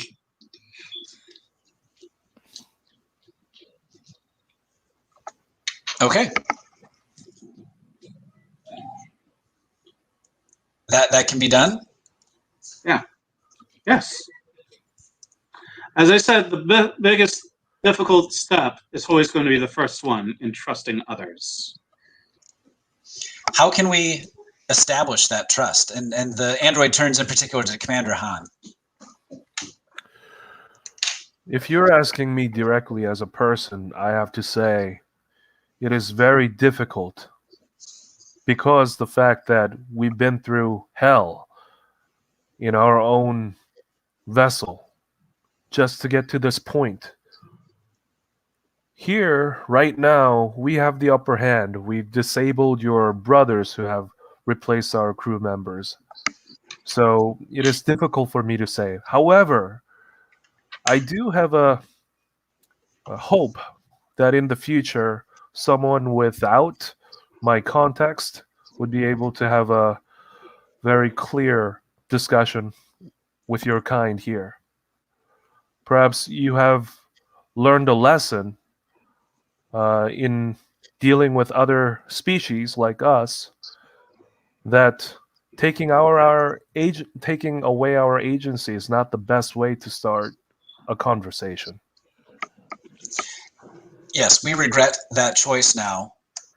We perhaps saw things differently and did not understand what your potential response would be. We worried that had we just asked, you might have said no and left us. And so we made the calculation to try and take your ship by force. We realized sometimes I do understand, but sometimes the thing about coexistence is that sometimes you have to accept the fact that the others would say no. In understanding that is a possibility and being okay with it and respecting that decision, you have other chances in the future. And I believe that may be a first step in coexisting peacefully with other creatures such as us. very good. And with some longer range communications equipment, perhaps we will have that opportunity at a future point. Mm-hmm. Yes. So I guess we get things going, and I guess we go over to the med bay where I'm trying to get everyone back to top ship shape. Yeah, so they're all hooked up to stasis equipment, and the AI that runs much of this gear starts to revive them, and they all sort of wake up as if from like, a little bit groggy, as if they've just taken a long nap, but no one appears to have suffered any significant harm. Mm-hmm. How's the captain doing? Let's see, Captain. It looks like you're not smiling. So, are you back to normal?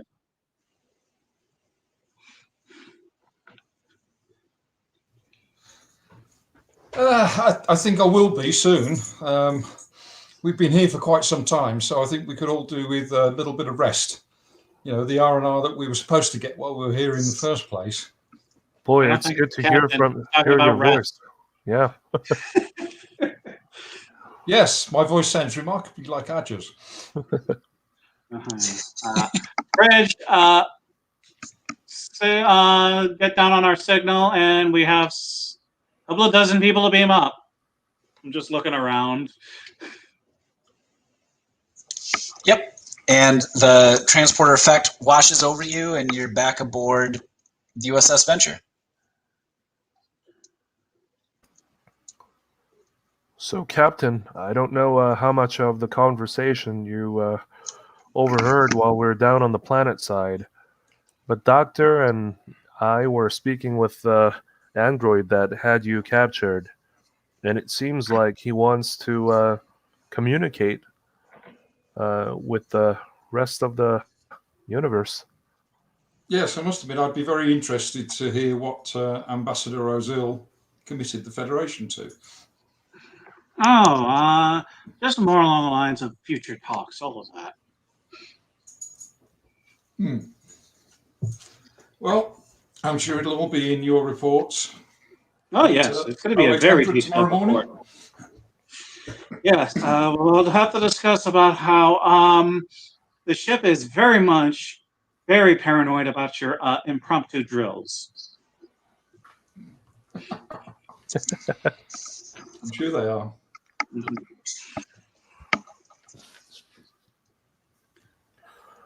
Well, Captain, should we provide them with a communication device?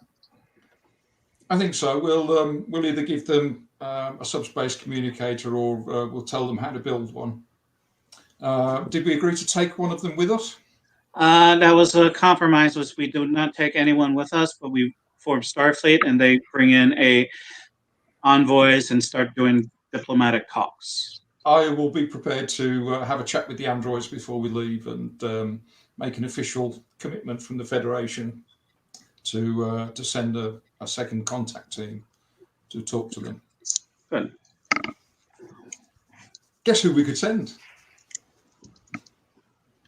Probably won't be for another 100 years or so, but Yeah, that's right. the Cerritos, right? I wonder if there's a Cerritos in this time as well. Well, you know what? The best way to check. Memory Alpha. Oh, yes. Okay, so the solution here is you've given them subspace communications equipment and made a report to Starfleet with the intention that the Federation Diplomatic Corps might follow up with them at a future date. Is that right? Just in case, we'll also drop a warning buoy in orbit. Just to let other ships know that this is a potential, to use a traveller term, amber zone. But yes, we'll make sure the Federation get in touch with them. Well, I'm a bit glad that we didn't destroy these androids. I didn't know that they were sentient. It was wise of you to not to have them all destroyed wholesale. Well, to be fair, that was more accidental on Adja's part than actually intentional. Should we beam them all down didn't there? quite know. Oh yeah. You should probably ask them about that. See what they want to do with that. What with the ones that we disabled on board the ship? Yeah, because one of the parts of like diplomatic talks is about, hey, maybe we need to exchange our dead. Well, yeah, that's kind of what we're proper doing. burials and all of that. That's kind of what we're doing. Yeah.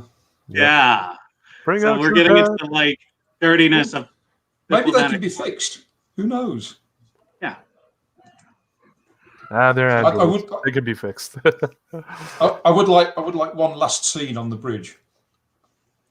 So I'll as captain, I'll call the doctor and the commander up to the bridge, and just say to them, "Well, doctor, I'd like to congratulate you gentlemen for some very good work you've done. In particular, doctor, I'd like to thank you for your compassion in dealing with a new sentient life form. I'm sure myself and the rest of the crew will appreciate it as we move out across the galaxy and conquer." And he looks Ozil directly in the eyes. Please do not repeat the same mistake the Americans did in the Middle East.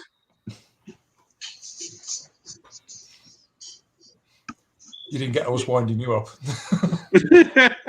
Oh, yeah, and then he just responded with that sort of thing. It's like, the look on your faces. Yeah, you hear Commando Han go, oop. Well, who knows? Yeah. I could still be. Well, I mean, the scary part is he has a sense of humor, man. Yes, when have you ever seen that in Captain Harriman before? Yeah, exactly. Huh? And he's hanging out with the crew. Well, I suppose while he's being held, it was quite relaxing. He did take a very long nap in there. Yeah, that's true. Yeah. If I'd have thought about it, actually, I'd have had somebody in the sick bay equip me with glowing contact lenses. Well, Captain, since you're all brought up to speed on what happened on the ship while you're away, how do you feel about them? I mean, do you feel comfortable enough knowing that you were held captive by these beings? Do they deserve a second chance? I think they deserve a second chance. They're obviously sentient beings. They deserve to at least have the opportunity to find out what happened to their old masters and why they were abandoned. But yes, we also have to be mindful of a potential threat to the Federation. So I'm happier leaving them on their world for the moment, but putting them in contact with Federation experts who can deal with them. I do believe that was the best solution. Well, they'd already made contact with us, so Prime Directive didn't seem to apply. Technically, they were created by a warp-faring species that just left them. So technically, we didn't violate the Prime Directive, Captain. Who did create them? Interestingly. There's been a lot of debate recently about whether the Prime Directive applies only to warp-capable civilizations or whether it applies to any civilizations of a particular technological level. I wonder, given 300 years, with their capacity and intelligence, why is it that they remain there? They could have built something to leave that planet, don't you think so? Perhaps like any machine, if they're not programmed to do something, they simply can't even imagine it. And they were never told to leave. Yes, Captain. Perhaps we'll find out in the future. Mm-hmm. I am hopeful, though, that if they stay in touch with the Federation, that we may learn something about positronic life forms that may help us in the future. I'll have to speak to Lieutenant Tusai and learn a bit more about it. I didn't even know that it was possible to have an android that's that lifelike.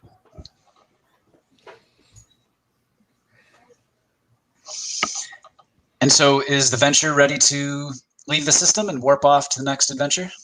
I think we are. So as the ship... I'd like to come out with a phrase, but I haven't actually decided on one yet. We've still got to decide on one. Punch it! Not really. That's. I mean, that's. Punch of Chewie. Yeah, I think that's been done. Set sail. Yeah, that sounds pretty awesome. What was it? What was one of the Star Trek shows I was watching the other day where they were trying to decide on that? Was it Lower Decks? They couldn't decide. The captain couldn't decide on what phrase to use. Oh no, it was Saru, wasn't it? Yeah, the most recent Discovery, season of Discovery. Yeah. Well, I'm in the same boat at the moment. I really can't decide. Well, you could always end it with "Come Sail Away" by Styx. No, we're not going to do that. No. But so as the Venture leaves the system and sets course, and the warp engines engage, you start to pick up a subspace signal from the planet Tepcaris for asking for assistance from the androids. And you guys have set it up so the Federation Diplomatic Corps will follow up and consider a second contact situation, and that's where we will leave those androids for now as the Venture warps off into the distance. Cool. All right. Exactly. So that's the end of part 2 of The Abandoned, and I will close out the broadcast. But thanks again for joining us on another adventure of the USS Venture on Star Trek Explorers.